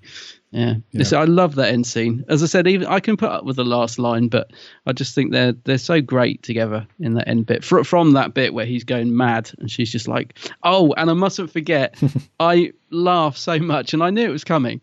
When she swings down, he's like, I'll catch you. And she swings down, and the next thing you see is spread out on the floor in her wedding dress, because she's hit the wall. Yeah. I thought it was so funny. I really did like, you could see it coming a mile off, but it was still really funny. Just because she's in her wedding dress and that, isn't it? Yeah, so, and she's really grumpy. She's like, thanks. Or something. And then she just sort of flops down. And then we're back into the story. Yeah. Yeah, and it's like a really funny moment in the middle of a very serious situation. And it works brilliantly, I thought. Yeah, and it's initially when I first watched it, I thought, oh, that's a little bit too cartoony. Yeah, a bit slapsticky. But now, after I must have seen this one like 4 or 5 times, I suppose now. And the more I watch it, the more I appreciate it. It's just a really funny little cool moment. That I think we need those moments in it to make it a Christmas. Because a Christmas special needs to be, a little bit more exaggerated at times, because it's meant to be all the family at Christmas Day. You've all had dinner and you've had a few drinks. It needs to be something really fun most of the time to watch. So I do appreciate it. Yeah. And a lot of this is fun, I think. I kept thinking that all the way through, because I watched this at Christmas when it was on. I can't remember if I was with my family or not. I probably would have been, because we're always together at Christmas. But as I think I said on a few podcasts back, Doctor Who used to be on in our house every Christmas. And it hasn't, over the last few years, it just hasn't been on. I've given up trying to watch it, and I always watch it when I come back on my own. But back in the sort of Tennant era, we would always put it on and watch it as a family, although not necessarily everyone would be listening to it, but they would laugh at the right moments and then chat, and and I'm sure that this would have gone down really well. I can't remember now, but moments like that would have definitely got a laugh, from who I was with and stuff. Yeah. And I think before we move on to Donna and David Tennant and Lance's character in more detail, we mentioned the direction. I think all of the scene, because there's quite a lot going on in this story. Because we have like the external shots when they're in Cardiff, which is supposed to be Oxford Street. We have the office block stuff. We have the basement stuff. We have the really funny CGI moments when they're on top of the flood barriers on the Thames and stuff. Forgot about that, yeah. We have the church. We have the TARDIS interiors. We have lots and lots of different things going on. And I do think that Euros Lyn just did an incredible job in making sure that they're all kind of integrated nicely. You don't think, because when I was watching it, I didn't think, oh wow, we've suddenly jumped from an outside shot to a studio shot, and it's really jarring. I didn't think that it's disjointed in any way. I think it was done really well to flow from start to finish, all these different locations and sets. And it just works. And we have obviously the big set at the end with the Ragnos and the big tunnel and all that stuff. So I think it was done really, really well. And when you look through Euros Lyn's stuff that he's done, it's no wonder, because I think he did quite a lot of Doctor Who. He did the End of the World all the way through to the End of Time. He's done like 9 or 10 episodes of Doctor Who. Right. But then he went on to do Torchwood and Sherlock and Broadchurch and loads of different things. So it's no wonder he's landed some cool directing gigs, because I personally think that he's a really, really good director. Yeah, definitely. As soon as I saw the name come up, I definitely thought, oh, we like him. I'm sure we've mentioned him before saying he was good. You just mentioned Torchwood as well, and I completely forgot that Torchwood gets a nod in this episode as well. Like when they're going in the basement underneath, you can see the Torchwood sign, and the Doctor says it was something they were working on, or I can't remember now. But yeah, forgot about all that. So again, a nice little reference to all the stuff going on in the RTD era there, but not too in your face. It's just there if you know what it is, and and all that. Yeah, because the Doctor does mention it a couple of times. I think when he searches for it on the phone, H.C. Clements, the name of the company, he does his little sonic thing, and it zooms off through the internet, and it says owned by Torchwood, and then you think, ooh, yeah, I read you now, yeah, and I think he mentions it as well to Donna a couple of times, but yeah. So you were saying he directed the what was it? Actually, it's interesting because the Children of Earth Torchwood stuff. Oh, that's one of my favourites of the series, actually. Yeah. Anyone that's seen that will probably know how great that looks and how brilliantly that's directed. So, yeah, great stuff. Yeah, hats off. Yeah. Let's talk about some characters then. So, quite quiet on supporting cast. We have Donna's mum pop up a couple of times, and she gives her a hard time, doesn't she? There's that great scene where they're all having a good old time at the reception, and she turns up with the Doctor, very perturbed that everyone's enjoying themselves. And her mum sort of starts going off on one. Oh, your little attention-seeking stuff, and then Donna does the little the little weeping thing, gives the Doctor a little wink, and that's a really nice scene, actually, isn't it? Because it's at that point the Doctor realizes that he's got her number. He knows exactly what he's only been with her, a matter of hours, and he knows exactly what she's like, because he has that little smile on his face, like, oh yeah, she knows how to play the family, how to play the game. Yeah. Even the supporting cast are good in that scene. The guy who's got the video camera, who gets a tiny little scene with the Doctor. Even he's really good and really funny, isn't he? The Welsh guy, he's like, because he's filmed it all, isn't he? And he's saying, I should send it off to whatever. And even he's good, and he's like a minor little character in it. Yeah. That's a great scene. We also have Nerys as well. Donna's supposedly best mate. Nerys, yeah. She pops up in the end of time, doesn't she? When Donna's actually getting married for real. That's right, yeah. And then we have Jeff as well, Donna's dad. He's in the church. Yeah. He has a couple of conversations with Donna's mum, old Sylve. And that's it, really, for supporting cast. The vicar's quite funny as well. He's calling the old Bill because he says he's got a wedding coming up, but the current one won't leave. And oh, that's right, yeah. So the supporting cast, they don't have a big role to play, but they're good, I would say, the little scenes that they are in it. Yeah, they're all right on there. Yeah, I was going to say, and then Lance is sort of gets a bit of a bigger role. He's okay. He's not brilliant, but he does the job. I was going to say, yeah. So Don Gillett, who plays Lance, I recognised him instantly, obviously, because he was in EastEnders for a long time. Oh, that's where I know him from. Right, okay. Yeah, he played Lucas in EastEnders, another bad character. Mm-hmm. So he plays the bad guy very well. And I wasn't sort of blown away. Hello. Getting nagged at by the cat. I wasn't sort of blown away by some of his acting chops, if you like. I thought that he had a combination of being a bit theatre with it, and also sort of over-egging it a little bit. Like there's that one scene where he's standing with the Rachnos, and it's the realisation that he's been sort of setting Donna up over the last however many months. And he, when he's really shouting at her, like... Yeah, he's being really harsh, because he creeps up behind the Rachnos with an axe, but it's all just a bit of a joke. And yeah, that's probably the only bit where he gets to sort of shine and be Mr. Nasty. But that's what I mean. In that scene there where he's really going for it, you can tell that he's been directed to be really nasty. You know, they really want the audience to hate him at that point, because he's being really nasty to Donna. It's really well written, actually, because he's really portraying her as this bimbo, thick-headed, He actually calls her thick, doesn't he, a couple of times.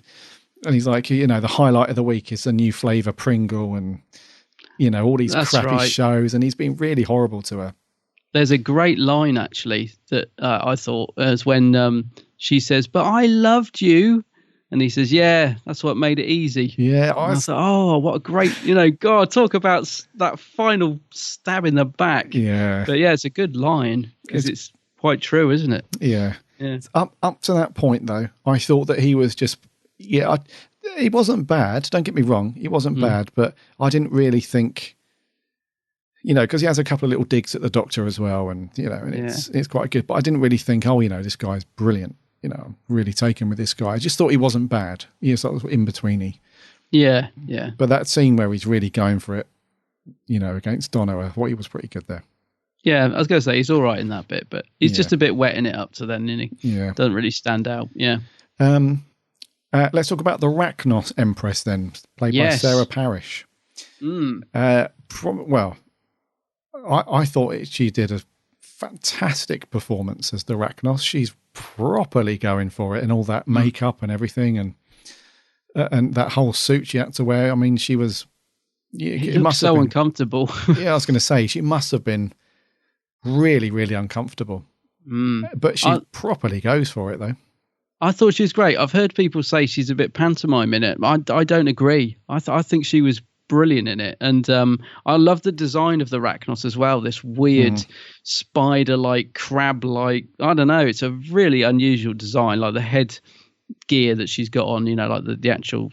The facial sculpt is brilliant. No, I thought she was great in it, mate. I really, like you said, I feel like she's going for it. She's really trying to give a good performance, and I think she's properly sort of, I was going to say nasty, but in terms of the character, quite scary, quite villainous, a tad pantomime if you want. But I thought she was brilliant, and like I said, the costume, I've never seen how they actually did it, like if she was stood up in it or what, but can't have been very comfortable to wear, I shouldn't imagine. And no, I think she looks great. Love the design, like her performance. No qualms with her at all. If anything, I would have liked to have seen a bit more of her, because she does come into the episode very late, doesn't she? Like, she's sort of the main villain of the piece, but we don't really get to see her till the last 10, 15 minutes. So yeah, we could have seen a bit more of her, I think. I love the design of her spaceship as well. It's like a starfish, the web star or whatever. Just a lovely, simple design. And when it's shooting, laser bolts down to Earth, it just looks fantastic, I thought. Very cool. So yeah, very nice design work going on the episode. So, but she was good. I liked her. Yeah, I thought she was really good. And if you need to put a proper face to the actress, if anyone saw the last series of Broadchurch, she played the character of Kath. So the guy who owns the garage, who got accused quite early on, her the woman that works in the shop, and her husband owns the garage. The lady who had the unfortunate incident, her best friend with the blonde hair. Oh, her. Yes. I didn't know it's her. Yeah. Right. Okay. Yes. I can sort of see that. Yeah, I had not realised. Yeah, it's her. Yeah. So if anyone needs to put a face to the Rachnos, that's the only thing I can think of. She'd been in that recently, but yeah. She does a good cackle, doesn't she? Yeah. Mm-hmm. But I thought she had the voice spot on. I thought she had the movement and everything. She just had a real alien, quite horrible way about her, because at the end of the day, she's a giant spider.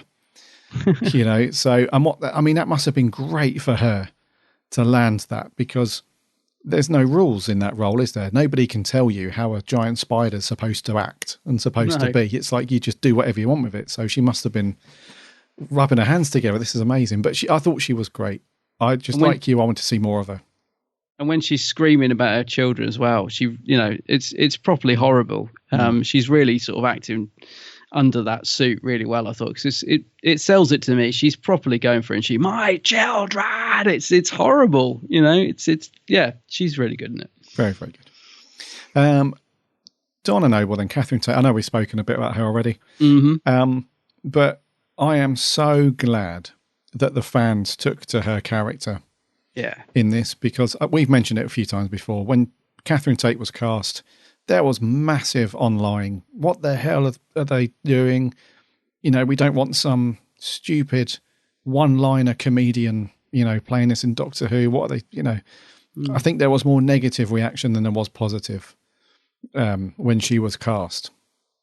But then, crikey, did she land, you know, in Doctor Who with a bang.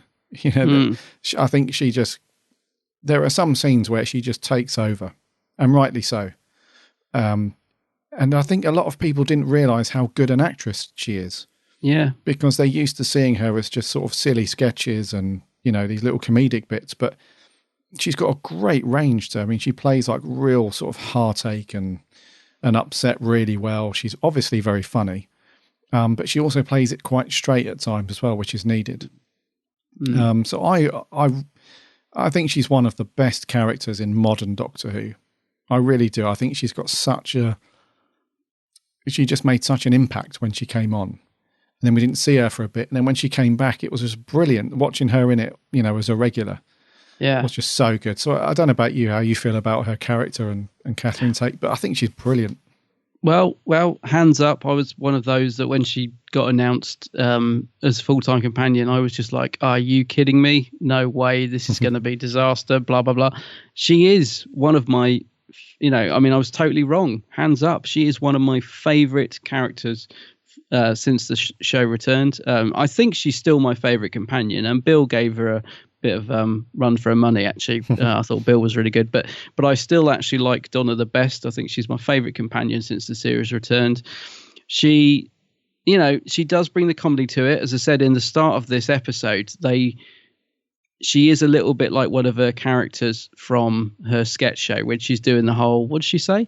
You are, and I can't remember, like the whole beginning bit in the TARDIS. She is a little bit caricature at the start.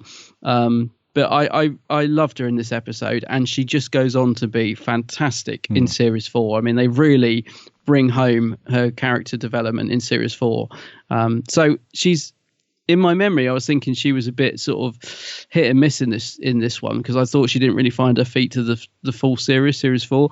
But going back and watching it, no, she's, apart from the first 10 minutes, once she settles into it, she's fantastic in it. The scenes with Tennant where she's, you know, just bringing the performance down, you know, really, really strong, especially the end where she's telling him to rein it in. You know, yeah, she's great in it. I really, really like her performance. I'd happily watch this again and again. I enjoyed this story a lot, and most of that is because of her. Yeah, you know, and her and Tennant together, they're just brilliant. Yeah, and there doesn't seem to be any lapse in her character either. When we see after we've seen her in this, and then she pops up again in Partners in Crime. Yeah, I think it's almost like she was never gone. Yeah, that's right. Yeah, I mean, that's real a testament to her as an actress, really, because she just goes straight back into it as Donna Noble, and it's brilliant. But in this particular episode, I was quite surprised at some of the scenes where because initially I thought she was just going to be very, very shouty and funny. That was going to be it. But I was quite surprised at some of the scenes where she does get to play it a bit quieter, and you know, she's upset a few times. So, but I think she's great in this. Really cool. That's when she's at her best, actually. You know, I love the scene of her and Tennant together on that skyscraper, whatever, the rooftop building. Oh yeah, and they're just that's a lovely quiet scene of them just staring out, you know, on the buildings and just having a chat, getting to know each other. And he gives her the ring, doesn't he, saying, "Oh, this will protect you. With this ring, either you buy a damp or whatever." Yeah, it's just such a lovely scene, and that's for me where she really starts to win me over. Yeah, good stuff. What about Tennant in this? Great, and much better than I remember, which might sound strange because I do like David Tennant's Doctor, but he's really good in this, and I don't know why it surprises me, but it does. I think I often think of him as sort of going through the motions a bit, especially in the Christmas special early on. I don't know. I just was surprised how engaging he is on screen. I think I felt in my memory that perhaps Donna overshadowed him a bit in this story. But rewatching it again yesterday, I realised that actually they're both electric when they're on screen, and he's really good in it. Absolutely, I can't fault his performance one jot in this story. Yeah, I'm going to agree with that, mate. Yeah, it always does shock you just how brilliant he is at times. Yeah, as that character. I mean, in this he plays. Yeah, he does have his mopey moments, and he does have those moments where he's a bit shouty, like he does have in some episodes. But I think that's just part of. I think that's very, very intentional on his part. He's just really, and he's properly going for it. And the thing I like about. There are some episodes with Tennant, and this is one of them, where we see all of the emotions from Tennant played so well. He has his funny moments. He has his dark moments. He's somber. He's, just... And there's also these funny moments where he's just very observational, where he's kind of in the scene, but, that there's one scene where, like, when they go to the wedding reception, and it's all about Donna, and he's just kind of there, and he gives her that little smile when she winks at him, and then he just hangs out at the bar, just taking it in. And he's not really doing much, but he's just playing it very well still. And I just love that about some episodes that he's in, where we just see all of that stuff from him in a short space of time, and at the end of it, you just sit there and think, "Crikey, that was good," and "Crikey, he was good." This is definitely one for me. I mean that I really did feel that. Like when he goes off in the TARDIS at the end, I really thought to myself, Tennant was bang on in that episode. He really was, because there are times when, I mean, it feels like he's really thrown himself into it, and I wonder if a lot of that's due to the chemistry of him and Tate. But he feels like he's really thrown himself into this episode. But if I compare it to him in what's the one with the red bus, Planet of the Dead, is it? The one with the bus in the desert. And that, for me, that one just feels like he's just, I don't know, just sort of going through the motions a bit. It's not, he's giving a bit of anger, he's giving a bit of comedy, but it doesn't feel like he's giving 100% to me looking at that story. I mean, when we reviewed it, I felt exactly the same. Watching this back, I can see that he's giving everything. Like in the scene in the taxi chase, he's rocking all over the place, and he's really throwing himself into the part. And absolutely bang on in this one for me. Yeah, I agree, mate. Yeah, totally agree. Anything else you want to mention before we get on to scores? No, I just want to ask you what you thought of Murray's music, because it is very prominent in this episode. Being a Christmas special, they always seem to ramp up the music even more, and it for me very good, but at times a little intrusive. But I do love the song at Donna's wedding, the Rome. What is it? Love's Got a Roam or something. That song that he composed. So a little bit OTT at times for me at the beginning, like a lot of what I would call fast music. It's all very jolly, a little bit over the top at times, but still very good. I just wondered how you felt about his score. I thought it was a little bit. Well, I didn't have any complaints, to be honest with you. But it does over. This was one issue that we have with with most of Modern Who, where the music does thunder in quite heavily at times, so the balance doesn't seem to be there. Where it's quiet, and then all of a sudden it's like bang! It's like whoa, the music's in your face, and which is kind of cool for the action sequences. But yeah, it does. I see what you mean. There's a lot of big band in this one, isn't there? But then it's a Christmas special. We tend to get that. But no real complaints. But there were just the odd moment where I was like, God, blimey, rein it in a bit, Murray. Yeah. Nothing else from me. The only thing that I wish I had seen, and it's not related to the review of the episode, but when the Doctor Who experience was in London, they had the full-size Rachnos model on display, and they've not had it at Cardiff. Wow. No. Yeah, like they made a full-on, proper, detailed, life-size thing for some of the shots, and it looks really good. But they've never shown it at Cardiff for some reason. But yeah, wish I'd have seen that when it was in London. But yeah, I'd love to see that. Yeah. I wonder where it is. Wonder where it's in storage. It's in someone's garage somewhere. Maybe the legs have fell off. Maybe it needs a bit of a repair work done. Yeah. Nothing else to mention, mate. Let's get on to it. I think it's my turn to go first. Yeah. And I'm going to give this a 9 out of 10. A 9? Yeah. I love it. You love it. I'm slightly behind you. I'm an 8. A very strong 8. I very much enjoyed it. Oh, cool. But not quite a 9 for me, but an 8. Not quite a 9. That's fair enough. It's a good score. Right, what did our beautiful listeners think? We got a few audios in. Let's do the first one. This is Sammy Satine. G'day, Gary and Adam. Sammy Satine here.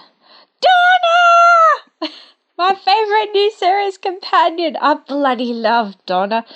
I miss this era so much. I find it interesting listening to the Empress of the Arachnos after they appeared in Big Finish's Classic Doctor's New Monsters Volume 2. She's great and sounds pretty much the same in both. There's so much I could say about this story, but not enough time. Lance is an absolute poor Donna. I like the robot Santas. Someone bring them back! And of course, David is brilliant. He's my doctor and an amazing actor. I just love him. I also want to mention the kids' reactions to the TARDIS on the freeway. They were great. 10 out of 10. See ya! 10 out of 10. 10 out of 10. Yeah. I heard that expletive deletive creeping in there. Yeah, I had to censor Sammy there. Her Aussiness kind of got the better of it, actually. But yeah, thank you very much, Sammy. 10 out of 10. 10 out of 10. Wow. Over on Twitter, Davros says, The Runaway Bride was Action Who at its peak. Fast and Furious from the off, and the chase sequence was James Bond-esque. It was not the greatest episode, but it is one of the better Christmas specials, so 7.5. Glad you boys are back. Cheers. Let's do another audio clip. This is Joe Sweeney.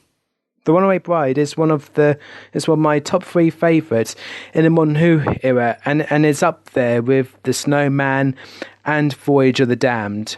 And also, I thought it was new, it was fresh, and also it has a combination of action packed a little bit. There's it's fun, silliness, and it's light-hearted as well. And Donna, I really adore Donna. She's more feisty with her character. And also her and the Doctor make such a perfect duo, and that's why I really like them in Series 4 because they're just so perfect together. And I would say Donna is one of my favourite companions, along with Bill and Martha. And David Tennant was just superb in it as always. The Arachnos was okay, but I do like the what do you call them? The Killer Santas and the Sycorax. But overall, a very good episode. So I'll give a score of 7.5. No, 8. No. What the heck? 8 out of 10. Hope you enjoy podcast, guys. Speak soon. Take care. Bye bye for now. Thank you, Joe. Cheers, Joe. Struggling to decide a score there, which I can relate to, actually. Yeah. Went with an 8. Not bad. Yes. Back on Twitter, Dooley says, cannot wait for this one. Intrigued to see what your views are, as it's a very mixed episode amongst fans. Daniel Fox says, an hour of fun. Donna and Tennant's dynamic is great to watch. A great script and a treat from Russell. I love the car chase scene. He gives it a 9 out of 10. 9, same as you. Yeah. Over on Facebook, Lee Clow says, arguably the weakest RTD Christmas special, but still better than most of Moffat's. Yeah. He says it's a strong episode with lots of humour, which is needed at Christmas, but still containing some serious scenes. Tennant is always brilliant, and his performance, especially in the scene when killing the Arachnos' children. Donna is brilliant at showing a very different dynamic between a Doctor and a companion than what we've seen in the previous series. Very enjoyable, 6.5. Oh, okay. Fair enough. Continuing with the audio stuff, this is Owen Daly. Hello, Gary and Adam. Hope you're both well and enjoying the show this week. So, The Runaway Bride 2006 Christmas special. This is not necessarily a bad Christmas special, but it's not really one of the greats. It's just average, I think. It's an average episode. I wouldn't rush back to watch it, but I would enjoy it when I watch it. It's fun, it's quick, it's not over the top Christmassy, and it's just a great watch, I think. Introduces Donna, a great companion. It has great villains. The Arachnos, I really like them, and I was really happy when they returned in this month's Classic Doctor's New Monsters 2. I think Lance, whatever his surname was, he was a great villain. You really do hate him at the end. And I think just it's a great story. David Tennant's great in it, especially at the end. when he nearly overkills the Arachnos, and you have Donna trying to tell him to stop. I think that's a really powerful moment, and I think David Tennant really gives this his all. So overall, I think I do like. I do like the Runaway Bride. I'll give it a 7 out of 10. It's just a solid story. Thanks for listening, and enjoy the rest of the show. 7. 7, yeah, 7. His surname was Bennett, by the way. I've got it in front of me. Lance Bennett. Ah, there we go. That's the name, the evil name. Continuing on Facebook, Miles McKenzie says he absolutely adores this episode. Love David and Catherine's chemistry. One thing I love is how much fun it is. However, for the Arachnos, it wasn't much. And would have loved to have seen more of her, but those final scenes more than make up for it. He gives it a 9 out of 10. Okay, yeah, 9. Maria Kalitachil says, I really enjoyed this Christmas special more than any other, I think. It's the one I've watched most. David and Catherine are fabulous together, my favourite pairing in the 10th Doctor's era. She goes on to say, the motorway chase is thrilling, seeing the TARDIS flying through the motorway and the children getting all over excited when Donna is saved and the TARDIS disappears. A child's fantasy fulfilled. I like seeing the darkness in the Doctor against the Arachnos and Donna stopping him. Sarah Parrish is a decent, if melodramatic villain. It was all great fun. Yes. Dean Jones, not the best story, but good fun. Tennant and Tate work brilliantly off of each other, well paced. I like some, but not all of the humour. And Murray Gold once again does a good job with the music.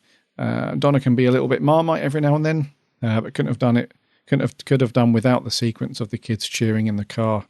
Oh, I like that bit. Yeah, and since my opinions on Rose Tyler have changed, the constant mentions do take out of the story slightly. 7 out of 10. Fair enough. Let's do another audio clip. This is Loopy Loo. Okay, you know what? I just loved absolutely everything about this episode. So instead of the usual review, I'm going to read you a little poem we wrote. There once was a runaway bride who drank coffee and very nearly died. The Arachnos was beaten and Lance was eaten. Thanks to the Doctor, Donna survived. I will just add one little thing, and that is that I thought Sarah Parrish was absolutely phenomenal as the Queen Arachnos. She's just brilliant. So I would give this a 10 out of 10. 10.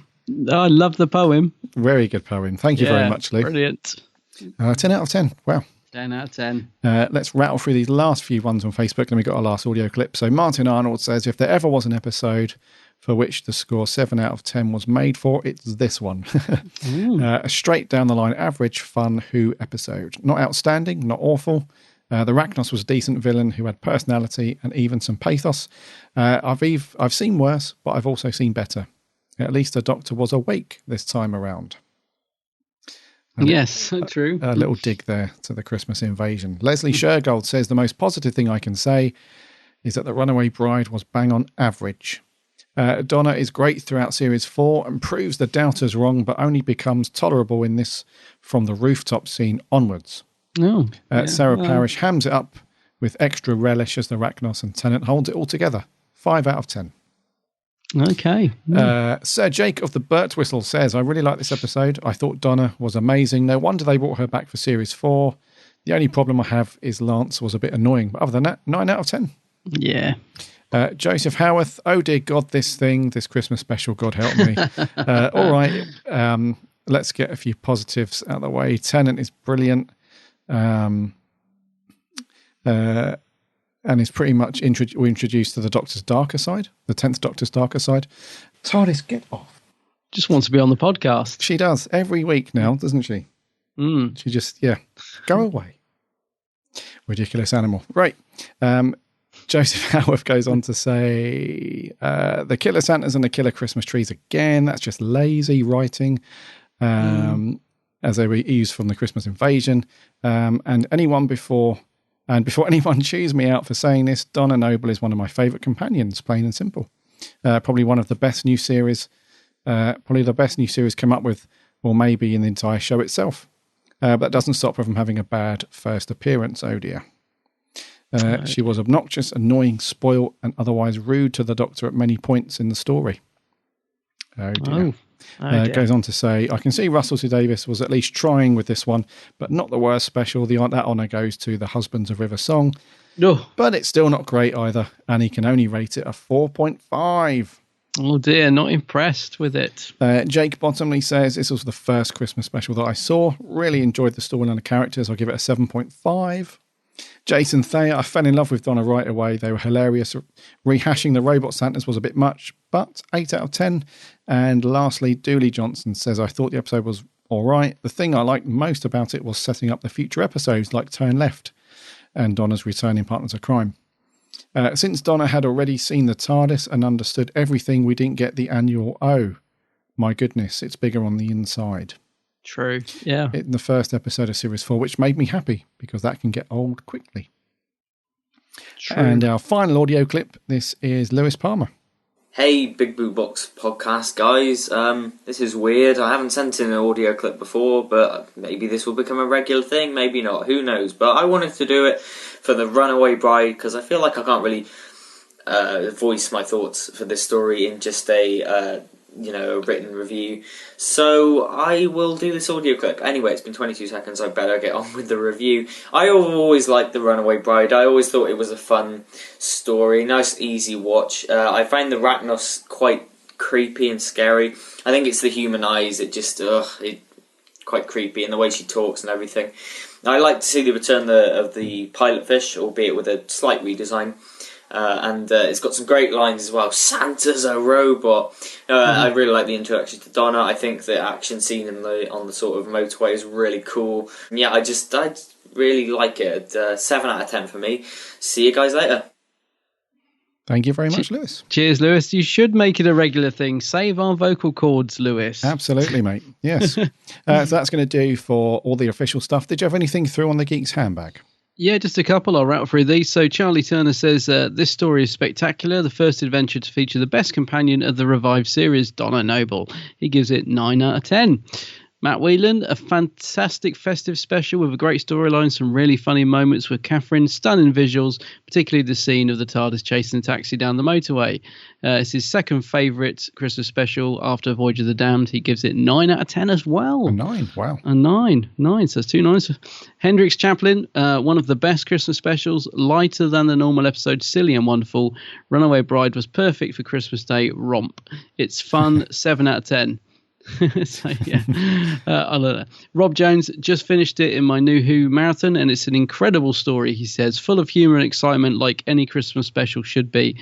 Love to see more Christmas specials done like this under Chibnall's era, especially with guest stars as the companion. Thanks, Rob.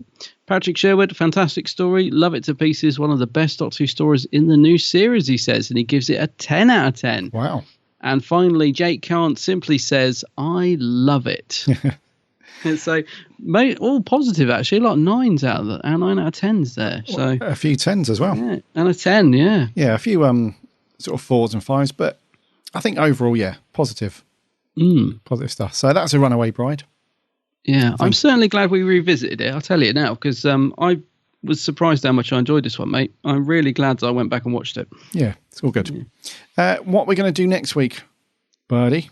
Next week, so back to the classic era and a Pertwee story, and I've got to get this right because he's got a couple of Dalek ones, hasn't he? But this one we are reviewing is going to be Death to the Daleks. As in death to the Daleks. To the Daleks. It's going to be awesome watching some Pertwee because I really wanted to watch some Pertwee after we did our top 5 and we spoke about Inferno and some other stories, Spearhead and stuff. And for some reason I've just hadn't gone and picked up one of his classic stories, so really glad to be watching some Pertwee again. Yes, I'm looking forward to that one. Yes. So next week, Death to the Daleks, we'll expect your thoughts and opinions on that one. Indeed. And that's going to do for 152.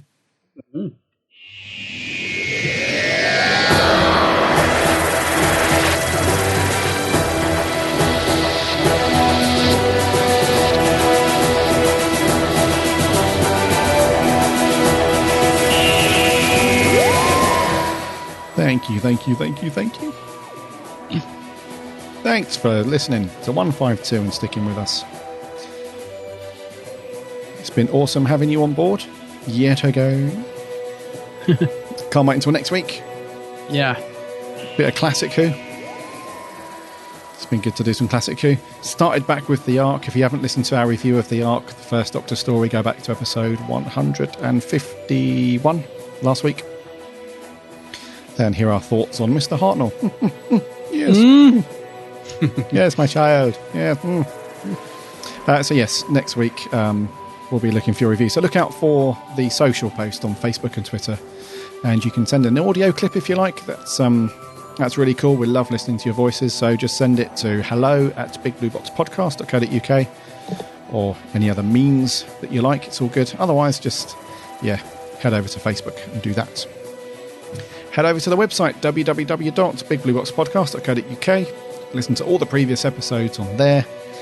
Plus, you can link off to all the social stuff and give us a like and a follow. And you can also subscribe from there as well. There's nice big buttons in order for you to do so. Big red button. Yes. So if you hop over to iTunes, that's our preferred platform there. You can give us a subscribe so you never miss an episode. And if you are an iTunes listener, if you could give us a like and a review, that would be... a review and a rating, that would be amazing, because it really helps us a lot. Also on, like most other platforms as well, if you listen to any podcast app or particular website, we're on most of them, so just give us a search on there, I'm sure you'll find us. Also check out Adam's channel, The Geek's Handbag. Yeah. The Geek's Handbag, just do a search on YouTube and Facebook and Twitter and all that jazz. But yeah, his main channel is on YouTube, loads and loads of good videos on there. Fabulous videos. You can get lost for like an hour. You like start watching YouTube, Geek's Handbag YouTube channel, and it's like an hour's gone past. Where's that going? I've got some new ones on the way as well. Some good new ones coming. Yay. Yeah. But yeah, so give Adam a like and a sub and all that stuff over on YouTube. All that jazz. And all that jazz, yeah. So have a great week, everybody. Enjoy whatever you're doing that's Doctor Who related. We'll see you next time. My name's Gary. My name's Adam. And remember...